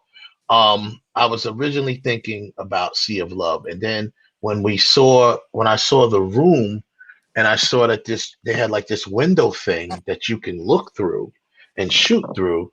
I was like, okay, let's shoot through the window, and it came out cool, man. It came out cool. Like and that's where myself and Trouble, we really excel when we work together on that, because I had one thing in my mind and then he had another thing in his mind that I never even thought about. You know what I mean? And then we shot them both and they both came out dope, So it's like, so that was, using the same exact location, the same exact piece of equipment, the window. You know what I mean? I'm looking at it one way, he's looking at it another way, and it all came out, works out fine. What if same thing. Lex, your character, you're playing a rock star groupie, right? Not a rapper, but a rock star. Does the guy have long hair? Yes. He did. What if you did it like how they did it in Risky Business? Because you mentioned the window, where Rebecca Romijn first meets Tom Cruise, and he comes out. She said, "Are you ready for me?" And he goes over to her, and then the window opens up, and then like the wind comes through, and it's blowing her clothes and his clothes. But in this, it would be blowing also their hair, and then he comes up behind her as she's standing to the wall with the wind coming and blowing hair, and then she turns around. What if you did it that way? Well, we didn't have any wind, and we didn't have any fans. Oh, well. It wasn't. It just dawned on me right this second. We didn't have any wind. We couldn't open no windows up in there. Nah, but the way it was when. Yeah, we could have just had a fan, but the way the window, it wasn't necessarily a window. It was just a glass, like it was like a divider, right? So it like divides the bed area and the living room area, and it was like this little divider, but it was a window in it, so you could see through it.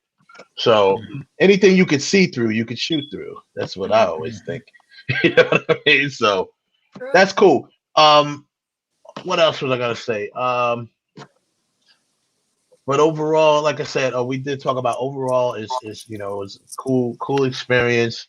I like working with groupie is a situation. Now here's another thing I would say. Now I'm about to be devil's advocate. So, Lex, you kind of lucked out the first time because you were attracted to the You were, to say the least. You were attracted to your, your castmate, or whatever. Meaning, you know what I'm saying. Not attracted to him in that way, but you're like, hey, it doesn't hurt that he was good looking, right? Yeah. So, you're welcome. But anyway, because I did cast him. But there will be times that may not be the case, professional. This is where the professionalism comes in. You know what I mean? And it doesn't mean that's no knock on whoever the person is. Doesn't mean that they're not a good looking person, but that doesn't, you know what I'm saying? So that same feeling may not be there that you had for this one. So how do you plan to approach that when it arrives? Because it will arrive. That moment will arrive. I mean, I think honestly, I think that the fact that I did find him cute, like I think that almost made it harder in a sense, but it also added to like the character, because the character is supposed to like be obsessed with him, right? So that made that super easy. The acting part of it super easy in that sense. Yeah. But I think that if I didn't find him cute, like I feel like it would be easier for me to like solely focus on like the technical aspect of it, because I wouldn't be thinking like, oh my god, like he's so cute, like, you know what I mean? Like I feel like I don't know because I haven't done another one, but I almost feel like it would be easier because I wouldn't be thinking about anything else really but just the technical stuff. So Right. I mean, now if I was like absolutely repulsed by a person, which I don't think that would ever happen, but I think that would be like difficult, like just to actually have to do a sex scene with someone who you genuinely do not like. Like that would be very difficult. Well, I mean, to be honest with you, some of the most, when you work on series, I mean, some of the most famous couples couldn't stand each other. The actors couldn't stand each other. You know, Shannon Doherty and Luke Perry. He couldn't stand her. And you know, in 90210. So it's like they played this couple that like everybody loved, right? The you know, Brenda and Dylan or whatever his name is. Like this couple that everybody loved, and they couldn't stand each other. I mean, it's like, you know, that's where, you know, once again, the defense. I mean, he didn't like he always complained about her. She's kind of like always, you know, whatever. But you know, that's where the professionalism comes in, I guess. And you know, you got to just think about getting the scene. That you stay in if you stay in character, you know, I think you'll be okay. Yeah. when those scenes come, you too, Megan. Megan's like so chill. She sit back chilling. She's very calm about it. Like it's all good. You know? That's cool though. So now here's another big question for you guys. I know you're both excited to see the scenes and see how they come out. At least, you know, we like to show you some of the playback, so it gives you a little bit more comfort. Like, okay, this is gonna be dope when it comes out. You know, we're just like, oh no, we didn't just run away with the cameras. Like, no, you can't see it. And you know, so you know, I think I remember distinctly Megan looking at one part. She was like, oh man, that looks hot. Yeah. And so us as filmmakers, that makes us feel good that you approve of it, you know, number one. And but here's the question. We'll start with you, Lex, PK gang. So do you plan to show your parents this? So, you know, that's a very good question. That you don't have the answer to yet. Well, it's complicated. Like, I think, okay, so I am like in a film that's on Amazon Prime, and like I had like a sex scene, but it wasn't real. It was like very alluded to, and like nothing happened. He just like unzipped my thing or my like dress or whatever, and my dad was at the premiere of that, and like it was fine, but like he made it a little awkward because my co-star was there too, and so like as that was happening, he like leaned over in the theater and was like, what? Like looking at him. Oh my god. But I think it was That's like, mostly funny. joking. Yeah, of course. I do that. I embarrass my daughter all the time. I like, I'm that dude that would do that. Like, yeah, I'm like, what? You know what I'm saying? Like, I'm that dude that she has to tell me all the time, don't embarrass me. Don't embarrass me.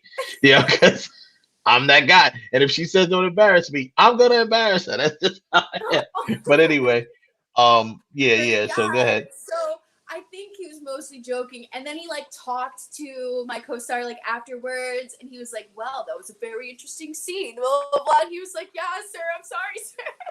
So, but I think it was fine. I think it was mostly joking. This one, however, is a little bit more. Well, it's a lot more. So I don't know if I'm going to actually show him or not, but You just have to come across it. like I did. My mom, however, is fascinated with like the whole behind the scenes stuff and like how it works and like how it goes together. And so I mentioned it to her and I was like, yeah, so like we filmed like a sex scene today. It was my first one. She's like, can I see it? And I was like, okay. Wow, Mom. All right, Mom. There you go. That's the way he's supposed to be. What about you, Megan? You seem to have a good relationship with your mom too. What are you gonna show her? Yeah, same with like my mom is like super fascinated with the whole like what really goes down. How is this actually? So I'm definitely gonna be showing my friends and my family because I think they're all very impressed. You know, because they know how I like. Although I like to be sexy, I'm also very like conservative. I don't want to be doing like sex scenes, you know. So I think my family is gonna like enjoy it and like it. I definitely will show. That's awesome. I mean, you know, I cannot have you two up here without plugging the series Groupie, the blueprint of a self-made millionaire, new series, and you know we finally started filming it. You know, and you two are my day ones. You know, here we cast y'all from day one, and you're the only 2 day ones left.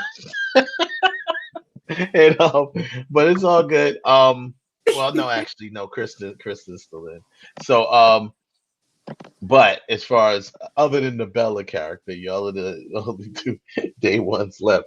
But I think just now, I like the fact that we were able to get these episodes out of the way, get the scenes out of the way. I think it should set the tone for the rest of the series going forward. Because one thing I have to say from looking at the footage and just experiencing the whole, we shot over 3 days.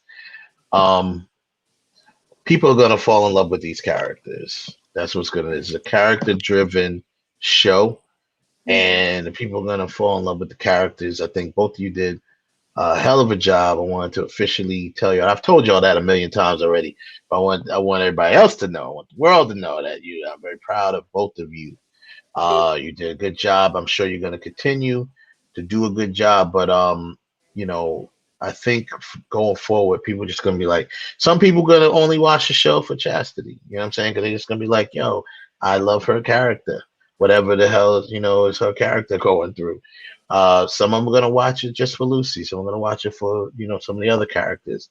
They may watch it for Jade. You know what I mean? Like just to see what the hell she gonna say. You know what I mean? So I definitely wanted to I can't have y'all up here without plugging it.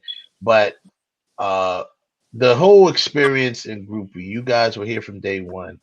Just touch on how you feeling as up to this moment, because now it's real now, right? Because you've shot your episodes, right? You know, from the day one when y'all was sitting in the where was that, a library? We was at a library or something like that where we first cast y'all. Yeah. And y'all were in there. I don't think y'all even knew we cast. We already had in mind that y'all were gonna be cast.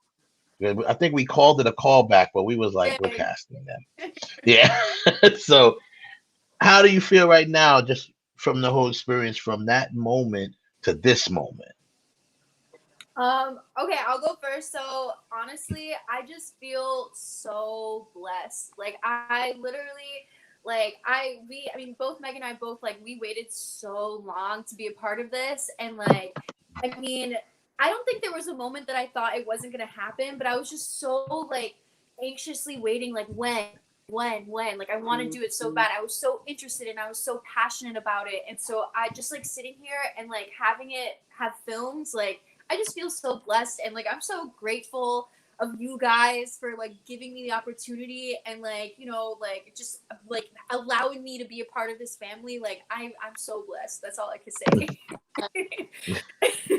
Aww. Yeah, that's true. I'm just so grateful, like from the beginning, because this was literally like 2 years in the making.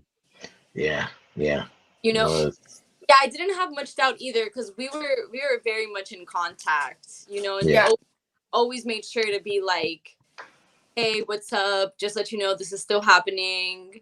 That was I have to say this. When we cast you, all of you at the moment, you know, I wasn't sure who was, because you know, when it takes, I deal with a lot of actors, and you know, one thing actors, you know, they want to act, right? So they want to be able to be in projects, and when things go, you know, doesn't work out, you face challenges. Every project has challenges, right? So I knew that we were going to it was gonna be a while before we shot, but we you know, and we usually do things backwards. Big up to my brother Heaven. You know, when I say we do things backwards, is technically the traditional way of everything when it comes to production. Casting is one of the last things that is done most of the time. You know, we kind of, because this is a character driven show and series, we thought it'd be good to just cast first. You know, I mean, like do it backwards. Like go ahead and cast and get our people that we know are going to grind out the characters. The first day we felt very confident about both of you like sticking around. Like I don't know why, but we just kind of did. Not so much some of the others, maybe one or two. We're like, okay, cool. And that's no slight on them. You know, it's just the fact that, like I said, actors want to act, man. So when things hit a standstill, as we always do, you know, sometimes you know, they don't want to stick around. So we thank y'all for sticking around and keeping hope alive. So while we were able to, you know, finally, and then when we were like, okay, we're gonna get ready to shoot this, then the pandemic hits, and we're like, oh man, you know. But you know what? Everything happens for a reason. It kind of gave us an opportunity to, you know, get other things together. Then at that point, I've always mentioned it to Devon, but I didn't officially have him on board at that point anyway. So it gave me time to rework the scripts and send them to him and get him on board with the project, you know, because I'm glad it happened. I mean, I'm not glad the pandemic happened, but I'm glad that we had that extra time because we actually needed it. Now we're gonna, you know, keep the momentum going and, you know, keep filming and, you know, full stream ahead. We do have some pickups to finish for both of your episodes. We will do that very soon. And then you guys are wrapped until we shoot the pilot, which is going to be actually the next episode that we shoot. So we shoot that, and that's going to be good. So I'm glad that you guys are on board. I just wanted to say that in front of like the world and let them know.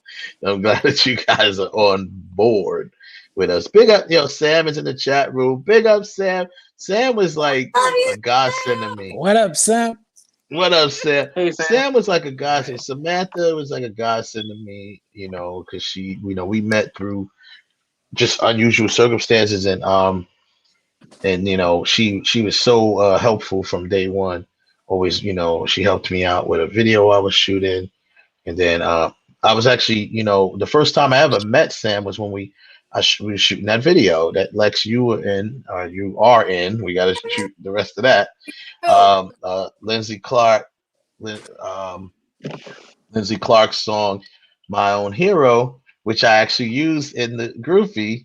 Yeah, when she sent me the song, I was like, yo, I know what I want to use this for. I already knew what I wanted to use it for. And it's like a specific scene where, you know, as you know, Jay comes and picks them up. So I'm like, I want to use this for this. And that's where I met, you know, I mean, I had met her another way, but we met in person on that video shoot. She was assisting and helping, and kind of like, you know, we gave her the new nickname Slash, because she does everything. It's like Slash. She's like she's a PA slash production coordinator slash, you know, she was kind of with everything. So She's an actress too. Don't She's an forget actress that part, as well. 'cause she's Slash dope at that. actress. She's Yeah. playing with that one. She did her thing, man. So her scene, she was in Megan's story, and they have a really good chemistry. We're actually gonna bring this is kind of like a surprise, I guess. You're learning right now. We're gonna bring her back because we kind of adding to that episode. So we're gonna bring her character back with to do some more scenes with Megan. So that's gonna be cool. So yeah, Sam, you're coming back. Just so you know. Hopefully you're listening. You just found out. But anyway, before I wrap,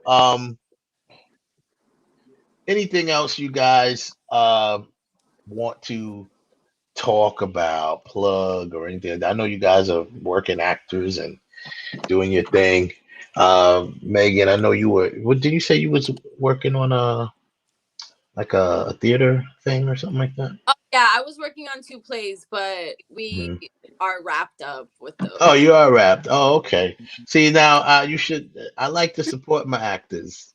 I would have tried to come see you do your thing. I've done that plenty of times, especially in New York. When I was living in New York, the actors be, oh, I'm in this play, blah blah blah, and then like I wouldn't tell them nothing. I'd be like, the play is over, and I'd be sitting in the audience like. And they're like, "Oh my God, you're here!" So it's like, I like to support my actors. So next, if either one of you have something that, especially it has something to do with something like a live event, or everything's starting. Florida been open back up, but everything's starting to open back up. So y'all make sure y'all keep us posted on that. Lexa, you got anything else you working on other than Block TV?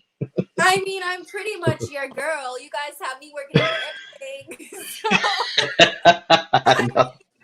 what do I gotta plug? Groupie, the music video, Block TV. You guys know where to find me. And How I Became Wifey, she's gonna be in that too, right? Yeah, we're gonna push her in that too, man. The goal is to have actors that you can rely on, that are good actors, and it gives you opportunities to play different characters and really expand your whatever. It's like a fun thing for us. It gives us stability, it gives us reliability. You're like, hey, we know we can grab this person. I mentioned Nicole Renee. When I had to replace one of the actors or one of the actresses for Groupie, I wasn't sure what I was going to do, because I didn't want to go back to backstage. And I'm like, that whole process is so long and tedious. You don't understand how many people we saw before we cast you. You know what I mean? So, Lex, you read like 3 roles. You read for like 3 roles. And you read well on all of them. I have to say that. She read well for Lucy. She read well for Sydney, and I think you did Sydney, and then you did I did. and then I did Lucy, Chastity. Yep. Yeah. So I was like, okay, she read well for all of them, but it was the way she delivered Chastity where I was like, yeah, this is, me and my brother, like, yeah. And Megan just had this, I don't know, like Megan had this look about her, and I'm like, okay, she already has this look. Like when I look for casting, I don't look for just beauty. I just look for a look. You know what I'm saying? So it's like, number one, a lot of the people that were applying for that role were all like blondes and stuff like that. And then here's this brunette with these beautiful eyes, and I'm like, she was gonna stick out. You know what I mean? Because we already have blondes. We have Bella, who's this blonde, beautiful person. You know what I mean? And then I'm like, all right, cool. And at the time, Jade's character was blonde, but then since the actress changed her hair, I'm like, yeah, let's go with that color. But Jade's character is so mysterious, her hair changes anyway. But I'm like, okay, we got that. But then I'm like, here's this brunette that's gonna, stick out. You know what I mean? And then it was just, I had my fingers crossed that she can act. And then I was like, oh yeah, she can act, so that's good. But that's what's up. But you both read very well. Right at the gate when I watched. This is y'all probably never knew this. I watched yours first, Lex, and I was trying to decide. I showed my brother. I was trying to decide if I wanted you to be Lucy or if I wanted you to be Chastity. And then, well, when I watched Chastity, your Chastity read, I'm like, oh man, that was great. That's what we want.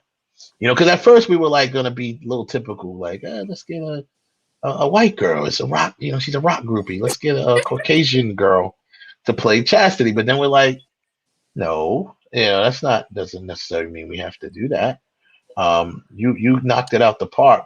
And when I saw Megan's read for Lucy, I was like, yeah, she killed this.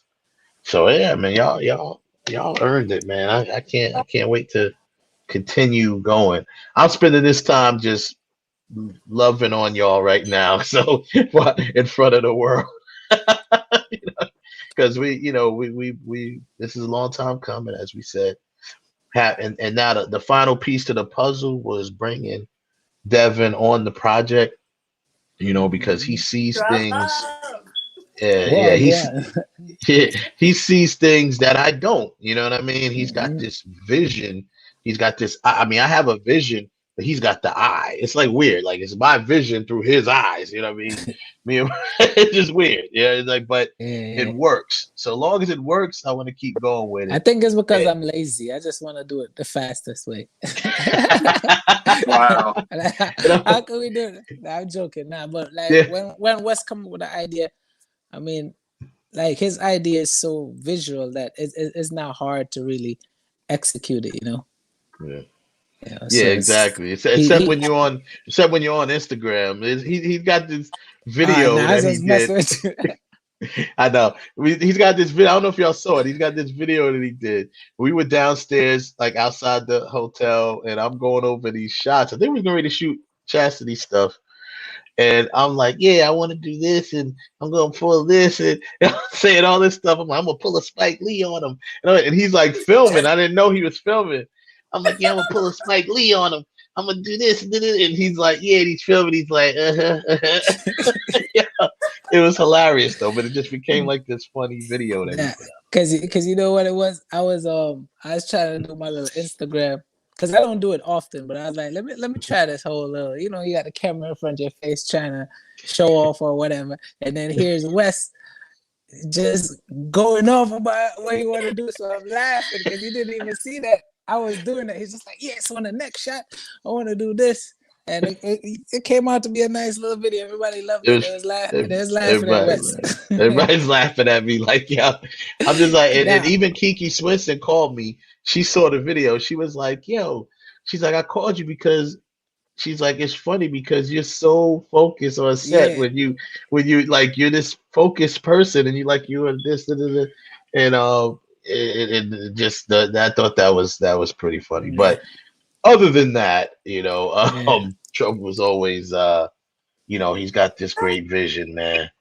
And before I wrap up, I want to pop in a little surprise visitor. Heaven Hollywood's in the building. From the Heaven Hollywood Experience. Heaven, what up, man?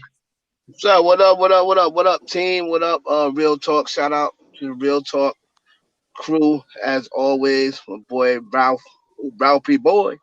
Hey, Ralphie boy. Trouble in the building, Trouble, man. I appreciate everything you do for us.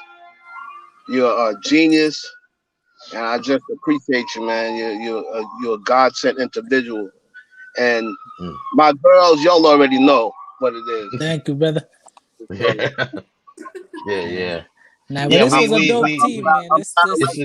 And Megan, and like I said before, like I told Alexis so many other times, it just lets me know that I did something right. Like my choices was, I made a good choice. That we made a good choice. So yeah, definitely. Yeah, most definitely. I mean, it's when we do our casting, I usually do a lot of the preliminary stuff, and then I bring it to him, and we look over it, and these characters, because these are all characters, and for people who don't know, you guys already know, these characters are based on real people. You know what I mean? So this is based on a real person. So, you know, and this person, I met that person through him. He knew the person before me. So, you know, picking these characters we were very delicate about picking these characters. So, you know, yeah, we were happy that we were able to land y'all in this. And I remember, like, since, you know, it is the sex scene show, I do remember you calling me. You called me one time. You was like, you know, I read the script. It's very sexual. I was like, yeah, it is. I was like, why, you want to quit? He's like, no, I'm not gonna quit, but it's just very. I have this. I'm a PK. I'm like, so am I. Like, you're a what? PK. PK. Oh, Preacher kid. I'm like, PK in the building. PK gang. Yeah. So I'm like, so am I, and that probably just deaded everything you was about to say. Cause you're like, cause I'm a preacher kid. I'm like, yeah, me too. What's your point? But yeah. Makes me feel way more comfortable. I'm like, oh. Okay. Yeah. But like I said, it was I don't know. I like the whole situation, and I'm gonna show y'all. I still have you your auditions and everything, man. I still got all that stuff. I got everything. I got everything. Yeah. And I'm gonna keep that around for y'all to show y'all back where how far you came, like what you came from. Yeah. It's crazy. I have your auditions. Show it. I'm not gonna show it now. I ain't gonna embarrass him now. Why not? Put it on.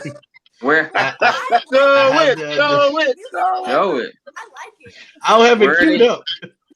Hey, do it, Irene. You got a few minutes. You got a few minutes. Put it on. Do it, Irene. But I mean, it wouldn't embarrass them because they both did really good. So, but I remember we filmed a little bit when we came to your callback, which was really just us announcing that you had the roles. I have that. And seeing who was gonna show up. Yeah, that's how. I'm glad you said that. That was the deciding factor. It was like, if they show up, they got the role, because we already knew that we wanted you, but we're like, let's see who shows up. Does she really want it? Let's see if she really wanted, you know. So the fact that y'all showed up, we're like, okay, that's all they need to do at this point, because you've already earned the role. The only thing that would have not earned the role if you wouldn't have showed up. So, you know, but yeah, that was cool though. But I thank y'all for joining us. You know, we you know, this was a cool show, as always, a cool show, talking about shooting sex scenes, man. Yeah, you know, it's levels to it, man. There's a technique to it. It ain't just, oh, let's just go and do this. You know, it's about getting good shots. It's about getting good angles. It's about making the environment safe, making the environment comfortable, and you know, being professional. That's where it all starts, with the professionalism. So everything we talked about tonight, it all starts and ends with the professionalism behind it. Let's hope that going forward, any other sex scenes you ladies shoot with any other filmmakers, they set the same standard that we set, or you know, on our sets. You know what I mean? And keep it. Just a quick question. Now that the two ladies have done a sex scene, what's your no list? Like, how far are you willing to go with the scene? That's really interesting. So, go, you go. Sorry. I would say for me, like, I probably wouldn't do like full nude. Maybe like implied nudity. Okay. Not like straight fully naked. Right. Yeah. True. What about you guys? I would say like the same thing. Like I love how we did it. I wouldn't feel comfortable actually showing anything. Like if it's implied, that's one thing. But like I'm not gonna show anything. That's just, I'm not there. So let me be sure. So I get what you're saying. So let's just sit there and say they were going to redo Monsters Ball, and both of you had the chance. Why would they redo Monsters Ball? I'm just saying that's one. I can always, that's the only thing I can think of. But let's just sit there and say we're going to redo Monsters Ball, and you two, you're going to do the same I like scene that this Halle Berry question. did. Go ahead, Right? Ralphie. I like this question. Right. So let's say the two of you were cast. Both of you were going to cast in Monsters Ball, but both of you would you turn the role down because you had to do the exact same scene that Halle Berry did? That would you turn? No. I'm sorry. But I'm glad you brought that up, Ralph, and we'll get their answers. But I think when we was after shooting, I was talking about that scene. Yeah. That scene actually did have some nice technique to it now. Yes, it had some nice, because that filmmaker was shooting through things. He was shooting through like the glass, the bird cage, the glass.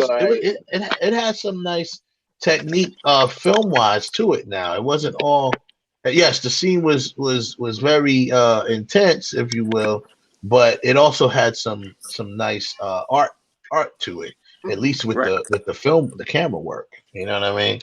But anyway, go ahead and answer the question. Yeah. That's so tough. If I got casted for that. Don't limit yourself. That's all. Yeah, never limit yourself. I mean, it's art at the end of the day. It is. And I never understand. Like for me, I never understand why people make nudity something shameful. I mean, you're born naked. You know what I mean? So it's like you shouldn't be ashamed that clothes is something they invented. You know what I mean? So it's like, if it's art, if it's artsy and it's about the art, then it's all about the intention. I feel like. Well, see, I'm asking that question because I was reading something not that long ago, and then we're talking to a couple of Hollywood actresses that refuse to do any kind of nudity, and they have various values. Like as Lex said, I'm religious values. One woman said, because I think that's just simply for my husband and it shouldn't be shown to anybody else. And she said, Wayne, I don't care what role was offered to me or how much money you offered to me, I'm not doing it. Okay. But the person that said it is not. Yeah, go ahead. Right. The person that said it really isn't like a that type of actress, right? I mean, that's not like, and I look like this. Listen, if Meryl Streep, Helen Mirren, and a bunch of other actresses in Hollywood have done it, I mean, most Hollywood actors have done some kind of sex scene, some kind of either nude or implied nudity. So would you realistically say, hey, this is a film, this is a role that could set me on a whole different path? Would you turn it down? So, okay, my answer to that is there are also movies that have body doubles. So, like, I'm willing to do that. You get a body double for me, fine, but I'm not doing it, period.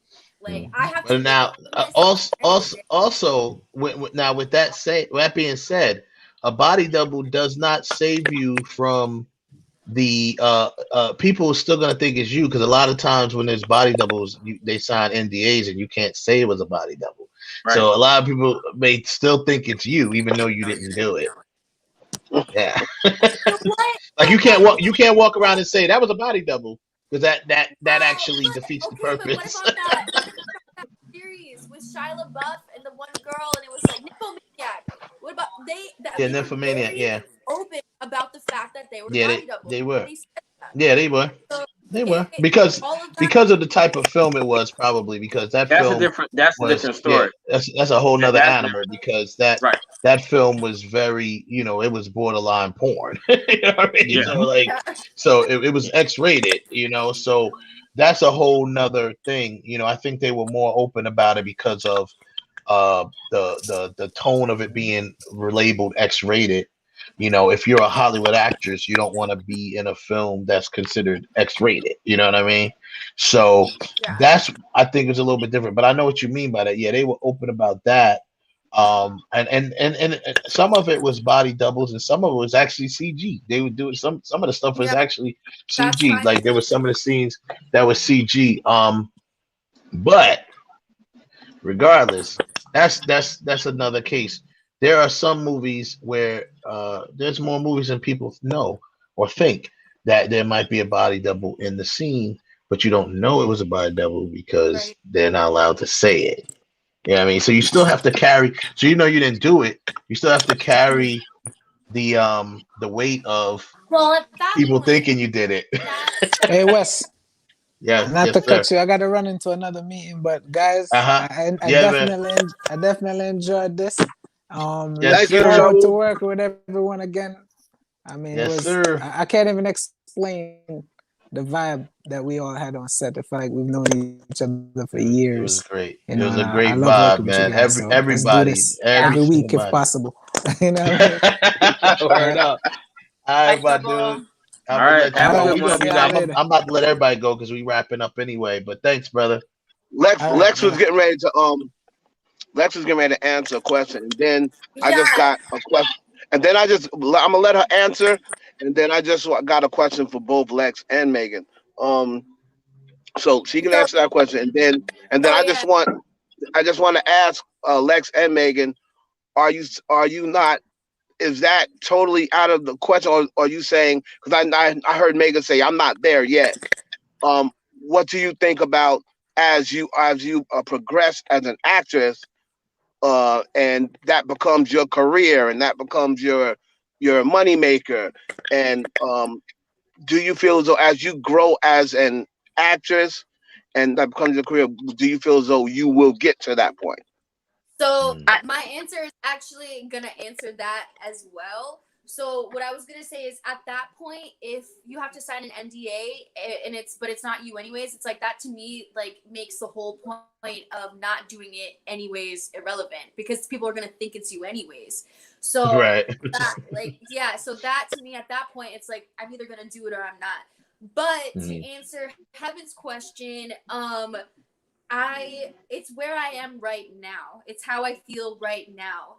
Am I gonna feel this exact same way later on? I mean, I don't know. I can't predict the future. I don't know what my life is gonna lead. I don't know where I'm gonna go. I don't know what it's gonna be. So I'm not gonna say no forever, but I will say no right now. That's not where I'm at right now. That's fair. That's a fair statement. That's a fair answer. I agree with that for sure. I feel the same way. Like right now, I'm kind of like, no, I don't know. But if the opportunity was presented and I really, really liked the storyline, I liked the script, I liked the scene, and I thought, okay, this scene is really appropriate, and maybe I'm in a different time in my life, then for sure. But that goes back to, you're kind of going back to what we said before. I think we just lost Heaven. What we said before about it progressing the story. Yeah. Right. You know what I mean? And then that always helps. I mean, I think going forward as you guys look at things, and like I said, because once Groupie comes out, people are gonna be hitting y'all up. Not just gonna be not just gonna be hitting you up for sex scenes, but they're gonna be hitting you up for roles that may require that. And you're gonna get those opportunities. And going forward, I would just suggest that you always consider, does the sex scene make warranted? sense? Is it warranted? Does it progress your story? Right. That's the ultimate that's the ultimate question. Does it progress your story? I don't know why my screen is freezing like that. This is like, I'm gonna call up Spectrum. Okay.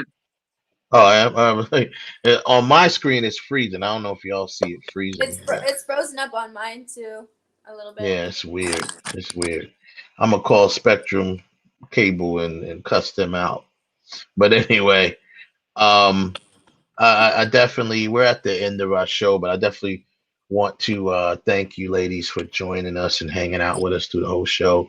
That was very cool of you. I can't wait to work with y'all again. I can't say it enough. I think Sam, I saw her in the chat room. She says, I'm screaming. Thank you. So I guess she saw that we're bringing her back. She saw we're bringing her back. So that's cool. Thank you, Sam, and everybody that contributes to this project. We had handles.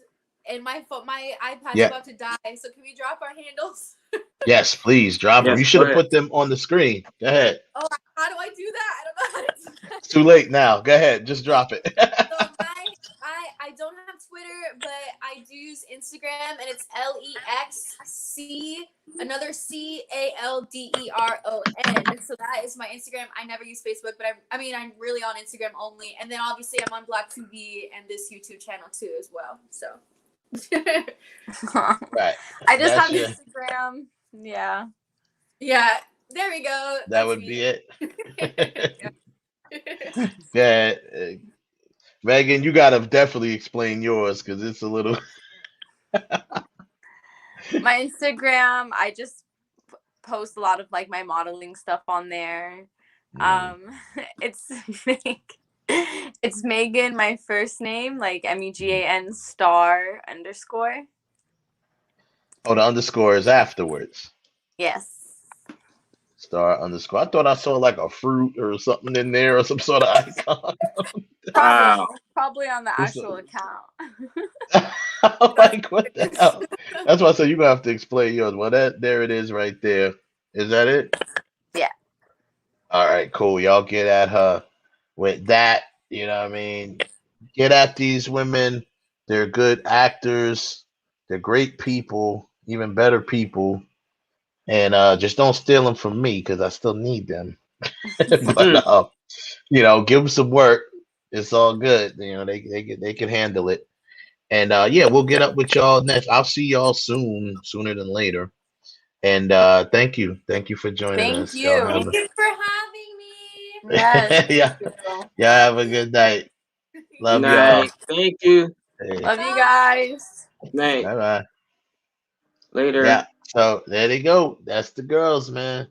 Two of my trusted actors from Groupie. Groupie was so fun.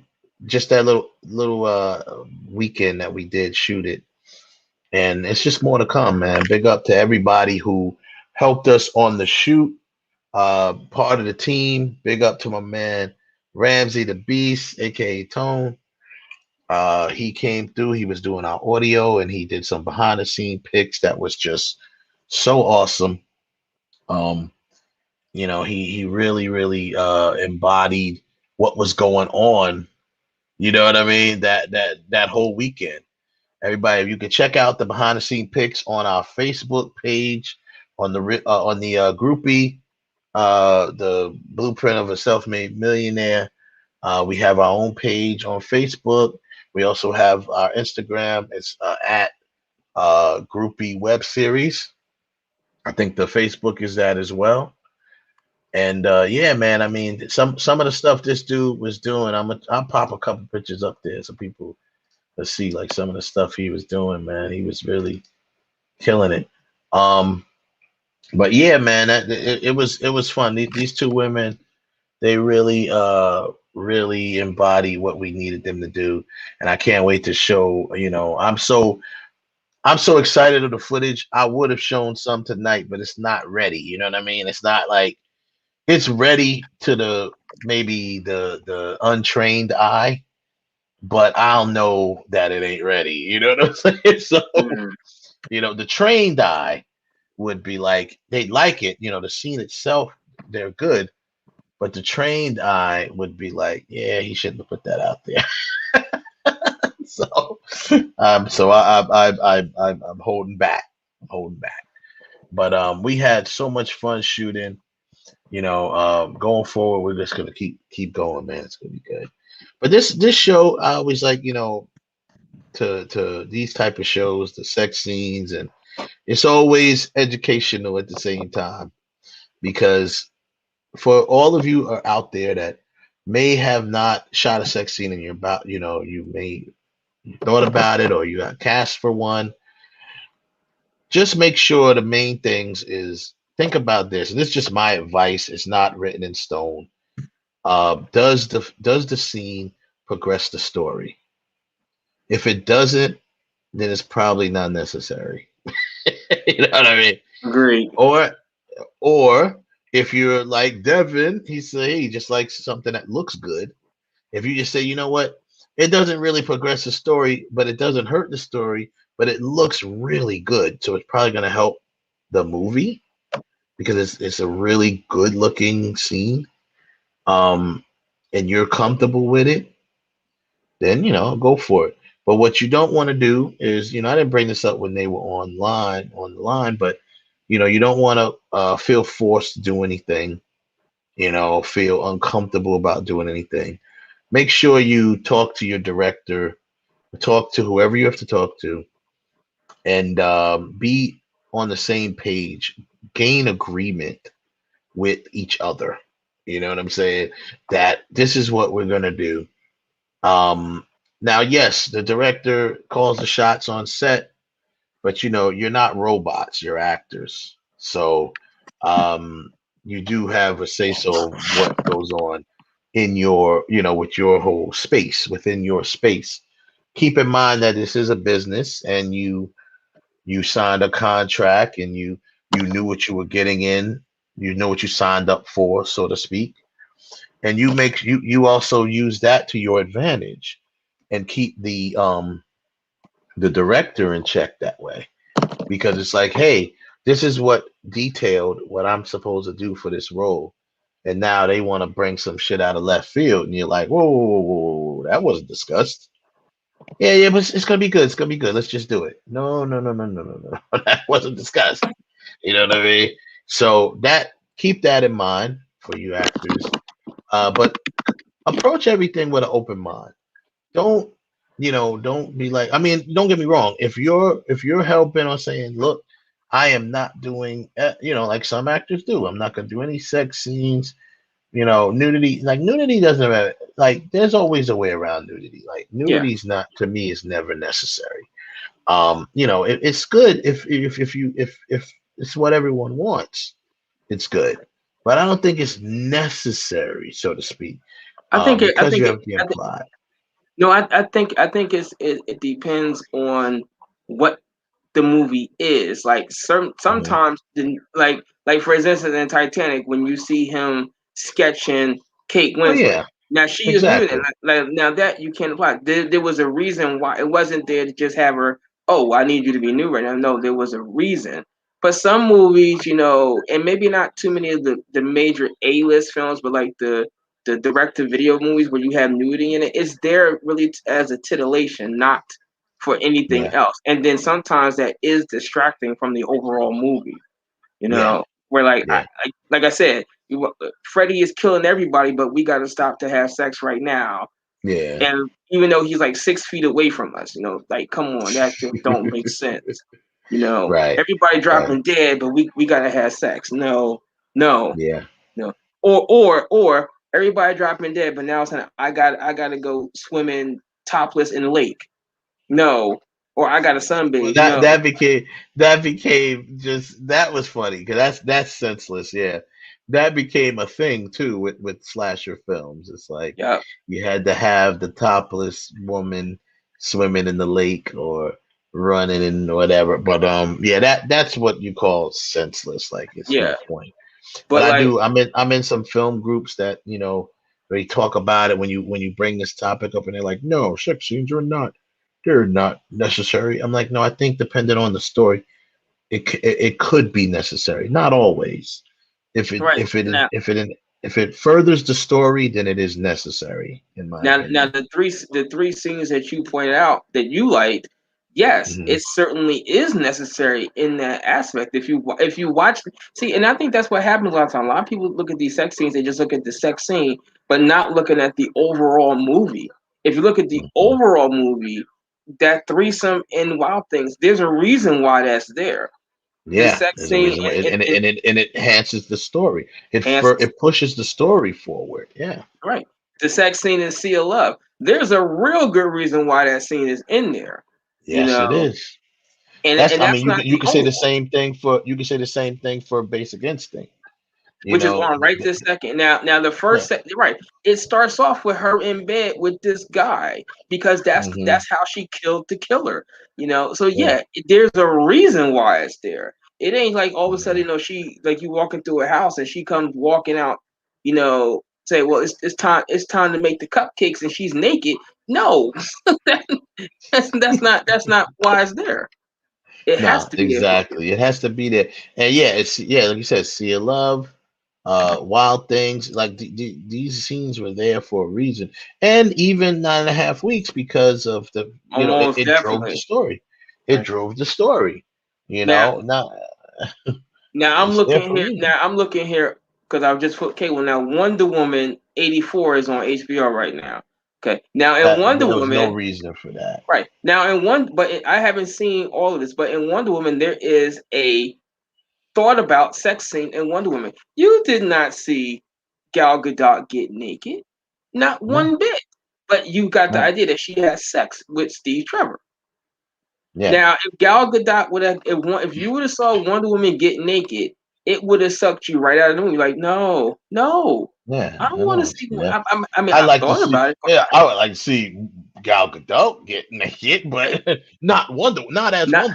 not as Wonder Woman. Now, in some other role that she's going to play, if I saw Gal Gadot naked, and believe me, Gal Gadot would probably sit there and say, "There had better be a reason why why it needs this scene causing me to become naked. Why I can't be like maybe I have my shirt off, but you're shooting me from the back, so all you see is my back, or where you just see me taking my shirt off, but it's at her neck up, where you get the idea she's naked." There had better be a really good reason. Yeah, it's got to be a reason. It's got to further the story Right. along. If it Because there's a doesn't, lot. it's There's unnecessary. right, because I think that there's very few female Hollywood actresses that haven't done a full blown sex scene. There's very few, very few. Right. Very few. The only two that, and actually I can't even one because I was going to say Jennifer. What's her name? From Friends, but yeah, she has done a She had sex scene. one too. Yeah, Right. yeah. And even Julia Roberts. I mean, Julia Roberts has done sex scenes, but has she ever been naked? Sure, No. she has. Has she ever been where you've seen something? That's a different Right. story. Yes, she has.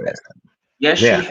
she's only done if you want to say a topless scene once, but it's like for a split second. That's because the camera movement was slow, where you do see that. But realistically speaking, no, she hasn't. But she is maybe Sandra Bullock, and I can't really think of anybody else aside those two that I can legitimately say. I mean, even I think Angela Bassett hasn't done one. I want to say she did. I think it was in I think in Critters that space movie. I think it was a body double. I think that was a body double. In what movie we talk about? It was one called like, damn, I can't remember the name of it. I think it was Supernova Feedback or something like that, or was it Feedback or something like that? It was called. It might have been a body double. I mean, but Malcolm X, she did a sex scene. Well, I mean, no, you ain't did no sex scene. Now, there you go. Now having a sex scene in Malcolm X, would that have made any sense? No, I'm sorry, No. not Malcolm X. Excuse me, the Jackson movie. I think it was the Jackson movie. Was it Jackson? It was one of them movies. No, I keep getting all her movies mixed up. It wasn't. It was What Love Got to Do with it. Well, she got raped. But even with that one, you never saw any. You just saw her crying, and you saw the act. No. They had a couple of scenes together because they had a scene that wasn't a rape scene together early in the movie. But like you said, was she showing things? No, but I mean, it was a sex scene. Yeah, you got the idea, but I can't really think of too many Hollywood actresses that have not. That's a mainstream actress, that haven't done some kind of sex scene. And I know, like I said, I'm gonna keep it real, man. Like I said, when I write, I don't write a sex scene in everything that I write. It has to make sense. Has to progress the story. But sex is part of life, and filming is art imitating life. So you can't be art imitating life and you don't imitate sex. That's part of life. Yep. So just that plain and simple. In my opinion, yes, that's you have to, eventually it's gonna come up. You may not, you can avoid writing stories that have that in there. And yes, I remember one person said that their argument was like sex scenes are not necessary because you can literally just imply and cut away, and you don't see anything at all. And it's like they wake up the next day, like soap operas. We usually see more in soap operas now, but they cut away and they wake up, they're in the bed together or whatever, and that's the implied sex scene. Yes, that is true. If that's how you plan, want to shoot it. But like I said, it's put in there for a couple of reasons. If it's part of, like, I use 9.5 Weeks again, that was part of their characters were very sexual, very that type of situation with those two characters. It was a lot to those scenes. It wasn't just a bunch of raunchy sex scenes going on. It was a lot to this whole thing because of the storyline to the movie. Exactly. You know what I mean? Hell, you would even say that about Alexis mentioned it. The Nymphomaniac movie. Yes, that movie was like an X-rated movie, but it did have, the sex was in there for a reason. It was in there for a reason. You know what I mean? I mean, hell, the movie's called Nymphomaniac or whatever. So it was in there for a reason, but and then there was that other movie too that had it in there for a reason too. It was kind of like a twisted version of 9.5 Weeks. It was a movie called Love that was on I think it was on Netflix at one point. That was Lars von Trier, I think, who did, or it was Lars von Trier did. He might have did Nympho, maybe. I don't remember. But anyway, Love. There's a movie called Love, and it's kind of like a same type of storyline as like a 9.5 Weeks, but it's this toxic relationship, whatever. That movie caught a lot of flack, of course, because it was a quote unquote, regular like mainstream movie, but it had full frontal nudity and all body parts were out, penis, everything, in the movie, and like they had real sex in the movie. Now they that's one of the rare movies that was considered a mainstream movie that had actual real sex in the movie. Yeah. But that like movie as well, like the brown bunny. Brown Bunny has very very real sex in that movie. Very and real because sex in the it. two people that in it, they were actually ex-boyfriend and girlfriend, so she felt comfortable doing it.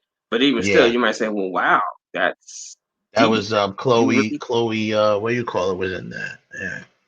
Swingal, whatever her name, Swingali, or something like that. Yeah. Yeah. Yeah. She from. I remember her from the show Big Love. She was in that show. Yes. That's what I knew her from the HBO show about the polygamous and Big I know Love. she was in Boys Don't Cry, but more importantly, she was in Kids. She was in the movie Kids. Yeah, I remember her. I remember her Kids. Yeah. Right. So she was exposed to that, which that caught Larry Clark, director, caught no relation, but he caught a lot of flack behind that movie. Rosario Dawson got her start in that movie as well. Kids. That was her first movie. She wasn't even supposed to be. I don't even think she was supposed to be an actress. He kind of like discovered her on a park bench or something like that. I remember reading about the story. Like she wasn't even originally cast in the film. I think he just kind of like came across her while they were filming. It was like, yo, I like this girl's attitude. I like her. She had swag, man. He wanted to put her in the film. Yeah, that happens. I was on set. We was on set shooting Groupie. We shot a bar scene, and when we were packing up, the bar was getting ready to open. And the bartender comes. I said, "Man, I wish I had you for the scene because you got a look, my dude, and you got this swag about you that you would have looked great in this scene." You know what I'm saying? So it's like, boom, it happens sometimes. You just see that person. But anyway, to wrap it all up, sex scenes, if they're necessary if it progresses the story. Otherwise, just like you pointed out in a few films, horror films, mostly slasher films, that's not necessary. That's just thrown in there, gratuitous, whatever, But other than that, it's definitely a necessary thing, I think, if it is to your story. So we'll see. Yeah, and that's cool, man. That was a good show. And thank all of my guests for tonight. Devon Troublesome Smith, of course, Megan Hernandez, Alexis Calderon, and Alice Reys. Thank you all for joining and being open about your experience. Thank you all for trusting me as a director with your experience, and I'm glad that you all kind of said that it was a good experience. So you guys can go forward and hopefully hopefully I don't spoil you and you get with some a-hole director is like, hey, take it off, or something like that. Let's just hope that don't happen to you. I don't wish that on nobody. No one should be put in that position to feel uncomfortable about anything. It's part of the project. You notice how Alexis said she was really nervous at first, and then it became fun. It was fun to her because she was able to act and be in the moment and act, people, not the act of sex, just the art of acting, being in character. So that's what it is, and it's nothing more and nothing less. And just like I said about Alice's, boyfriend, fiance, she always says that boyfriend, fiance, or whatever. If you're the spouse of an actor, you shouldn't be if you're going to be, insecure, jealous, or anything like that, because they are working, they're acting. And yes, that's easier said than done. Most people can't do it. A lot of people can't do it. That's why celebrities date celebrities a lot of the time, or actors will date other actors because they get it. You know what I mean? If you date someone, or that person's spouse was a day one, you know what I mean? Where it's like, oh, they stuck with them through thick and thin when they were coming up, so they're still with them. That's the only time you really see like a non-actor or a non-celebrity married to a celebrity. They were either their day one, or they were actually, well, really, that's really it. They was their day one, or they just have that mature mind that this is work. That's all it is. That's all it is. Yeah, The only person I remember marrying, I don't want to use the word nobody, but a non-celebrity, was probably Elizabeth Taylor. I mean, her last husband was a damn construction worker, but that's Elizabeth Taylor. I forget who her husband was, but I remember he was like a construction worker. But that's way down the line. That's Elizabeth Taylor. I know Maya at one point was dating I call him a civilian, just a civilian, like some regular dude, and which I thought was interesting. She was in a relationship for a little while with just some dude that had nothing to do with the industry. Yeah, but it didn't last though.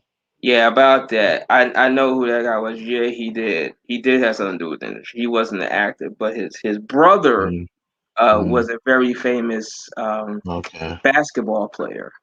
Okay. So he was a little familiar with. He wasn't like a So he was not. He's not a rookie. He wasn't a complete rookie to this whole thing. Yeah, he was used to being around celebrities and things of that nature. Yeah, that's cool. Now actually, what I'm thinking about, my boy Kevin, he's married to Alexis Fields. Now Kevin was not in the entertainment. He was not an actor or anything. But she is. And they got married, and their marriage has survived. Shout out to Kevin and Alexis. I think it's now 11 years. They have been with kids, and she still acts. And he said, "Baby, go do your thing." And because he knows at the end of the day, no matter what is portrayed on screen, she's coming home to him. She's coming home to him, and vice versa. He's coming home to her. That's how I think. That's how they look at it, and that's how you. That's how you got to look at it, man. There's a million different ways you could try to, tell your mind to do this or whatever. But the bottom line is, if you support your significant other, your spouse, you support what they do for a living, even if you're just supporting their dreams, you have to be willing to compromise. You gotta be willing to look at things from a different angle, as opposed to just saying you just want to do movies so you could be with some dude. Yeah, that's not. You know that's how they get, man. It really bothers me because, dude, I am not never been like a real jealous person. Like, it really bothers me to see men really. I'm about to go into a whole nother topic, so I'm not gonna go hard on this. But it really bothers me to see men act all types of butthurt. Punkish. All types of punkish. We'll call it punkish, whatever you want to call it. Oh my God, that if nothing else irks me more than that. Like, but before we go, it's time for our weekly diss of Warner Brothers. Oh yeah, you can't hold it in. Can't let it go. We got all right. First off, I'm seeing all these different reports of Warner Brothers. First report I see, don't like Warner Batman. Brothers. They don't like the Batman. That's the first report I see. Second report is Robert Pattinson is the best Batman since Michael Keaton. I'm like, wait a minute. That's a lie. Y'all just said you hated, you didn't like the Batman movie, but you like Robert Pattinson? Like, they're so confused. And then it's like Discovery, who is, into, I guess, did they buy in yet, or are they about to buy? Discovery. I think they're about to. There it is. You're about to. Discovery reportedly wants to fire everyone at Warner Brothers. Right? Then you have they're entertaining restoring the Snyderverse. And then here's the kicker. Warner Brothers is actually thinking about possibly recasting, or rebooting Wonder Woman after the next movie. What is wrong with these people? What are they trying? Like, I mean, the state is, the country, we don't do the extra money for unemployment no more, right? Like, what are they trying to do? Are they trying to get fired and get unemployment? Like, they must be trying to get some tax break, something. I don't understand it, but listen, for the last 4 years, for all y'all watching the show, myself and Wes and Kevin and Larry and Heaven and God knows who else, we have constantly AJ, we have constantly been dogging Warner Bros. And every time we try to give them the benefit of the doubt, you let us down. Then we give you another benefit of the doubt, then let us down some more. Crack is a hell of a drug, man. I don't even think they're on crack. I think they're on something else. They got to be on some new stuff. They got to be on some new stuff. These guys are still making these decisions. It's like they just can't. I don't know. They're so impulsive with everything. Oh, this is we're gonna reboot Wonder Woman 84. Didn't do as good as Wonder Woman. We're gonna reboot it after the next movie. Duh, there was a pandemic. Of course, it wasn't going to do as good as the first one because we were in a pandemic, dummies. And then now, with that being said, I thought I heard everything until today. Today's Warner Brother news. So I didn't even know the cartoon Harley Quinn was still in production. I saw the first season. I loved it, but supposedly in season 3, there was supposed to be a scene where Batman is having oral sex with Catwoman. Warner Brothers saying, "Hell, no, you can't show that. Why? Because we gotta sell toys." Really? Harley Quinn is an R-rated cartoon. Harley Quinn says the word. She says the word "fuck" more than Joe Pesci had ever said in his life. But you can't show that. So I said, so wait a minute. So you can't show Batman having oral sex with Catwoman in the Harley Quinn cartoon, but you can show Batgirl ripping off her costume and basically raping Batman in The Killing Joke. That was okay. The Killing Joke, yeah. But that was okay. So Warner Brothers, whoever it is, whether it's Discovery, NASA, Exxon, whoever, all you jackasses need to be fired. All of you, because obviously, either you don't know how to do your job, or you don't want to do your job, or you're just confused. You're just confused. And then I saw another one that says, so Gal Gadot is out of the Flash movie, rumored to be recast.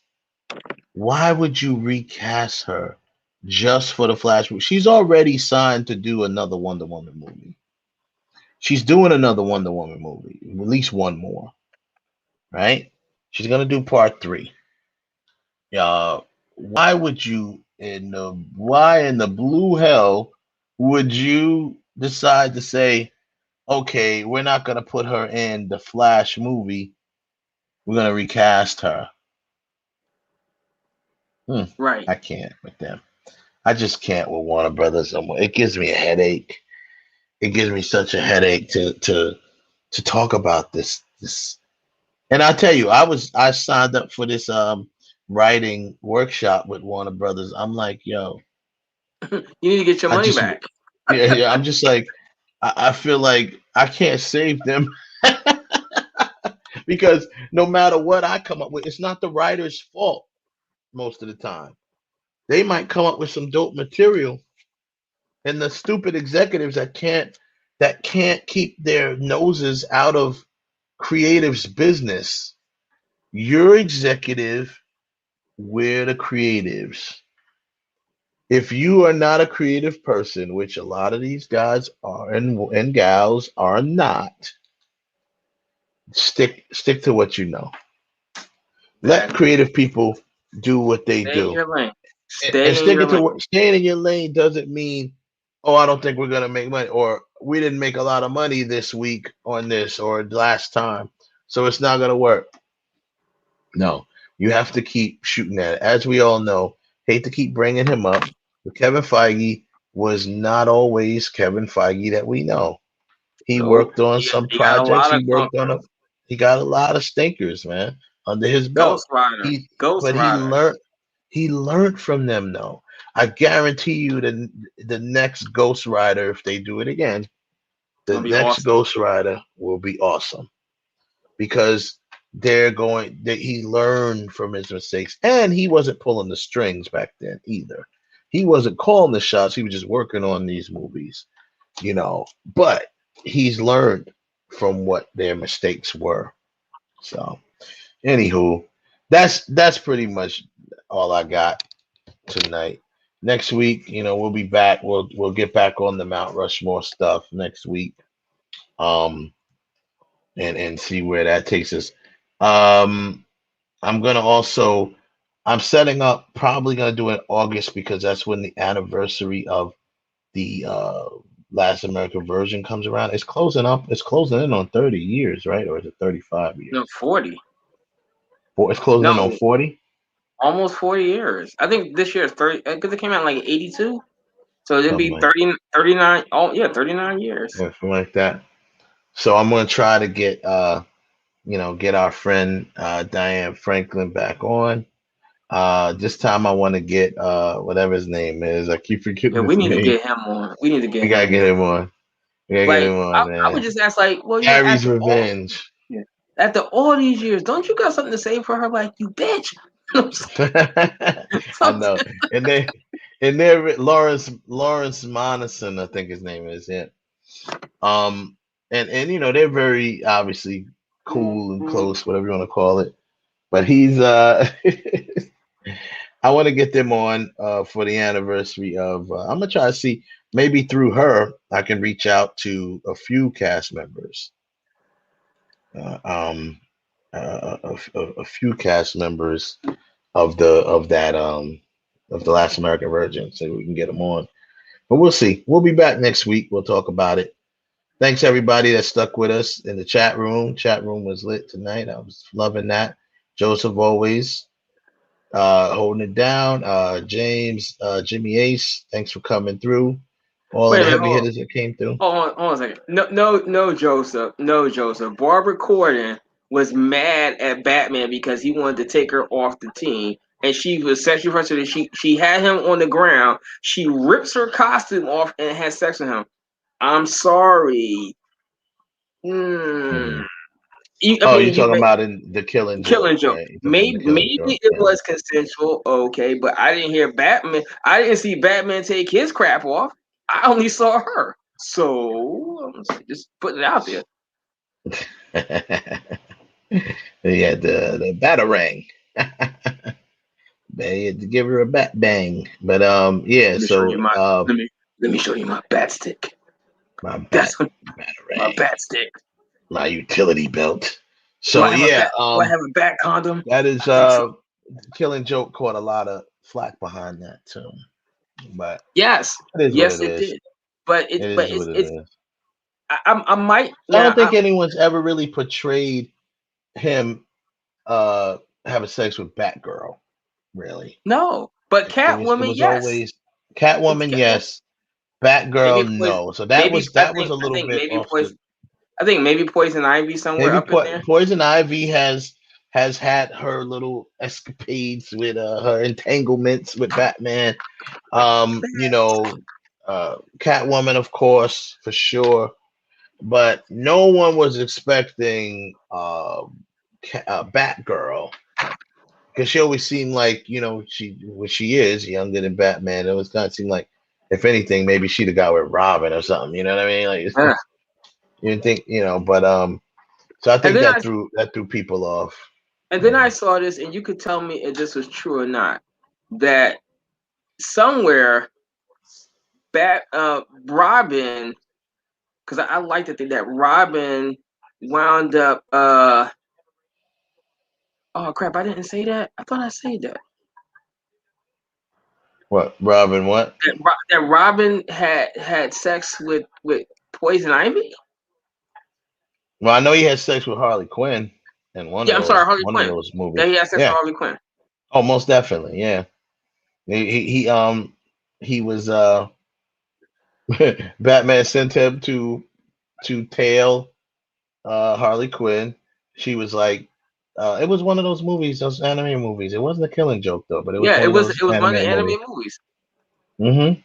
I think it was called like Batman and Harley Quinn or something like that. Yeah, that's exactly the one. Batman and Harley Quinn. Yeah, there's a scene where he was trailing her. He's like tailing her, and she figures out he is, and then whatever. And she just straight up was like, "Look, since you've been following me all this time, it's been a long time." She had him tied up. That's what happened. He was following her. She got the drop on him, knocked his ass out. He woke up tied to the bed, and she's questioning him, "What the hell's? Why you following me? I don't do crime no more." She was like retired, right? And then while he was tied up in the bed, she was like, "You know what? I might as well." Been a while. And he's like, "What? What are you talking about?" And then next year, he took it down. Robin took it down. And Batman caught them. Batman walked back. He didn't walk in on him, but he did come. He swung in on him. He swung in on him. And it literally caught Robin with his pants down type of deal, so to speak. Like, oh yeah, and he's like looking at him like, "Really, dude? Like, you really slept with Harley Quinn?" Well, you gotta remember, these animated movies are made for adults; they're not made for children. And I think that's a lot of them are. A lot of them made for adults. But I think that was the entire point. That is the point, and that's why I do love the Warner Brothers animated division with their movies, because they get it. They know that, guess what? We were the ones that were kids when these stories were being told in the comic books. So in the cartoons and the comic books. So now making an animated film, we're going to be the ones to watch it and be more interested than even kids, because like you said earlier, they just want to sell toys. Kids just want to buy toys. But we want the nostalgia. We want to see our favorite characters on the big screen. We want to see, all of that stuff unfold. So yeah, we'll do it. But yeah. But that's it, man. We're gonna wrap it up. Thanks again for everybody that came through, and we'll get up with y'all next week, man. Come back, same bat time, same bat channel. We'll see y'all next week, y'all. Peace out. And yeah, don't be that guy. Be safe out Wear your there. mask. Wear your mask. Wear I'm your still mask. wearing mine. I had it on. I had it on every day in Vegas. It was 106, but it was on every. I had it on set. It sucks, but it is what it is. So it is what don't it be is. that guy or that gal. Peace out, y'all.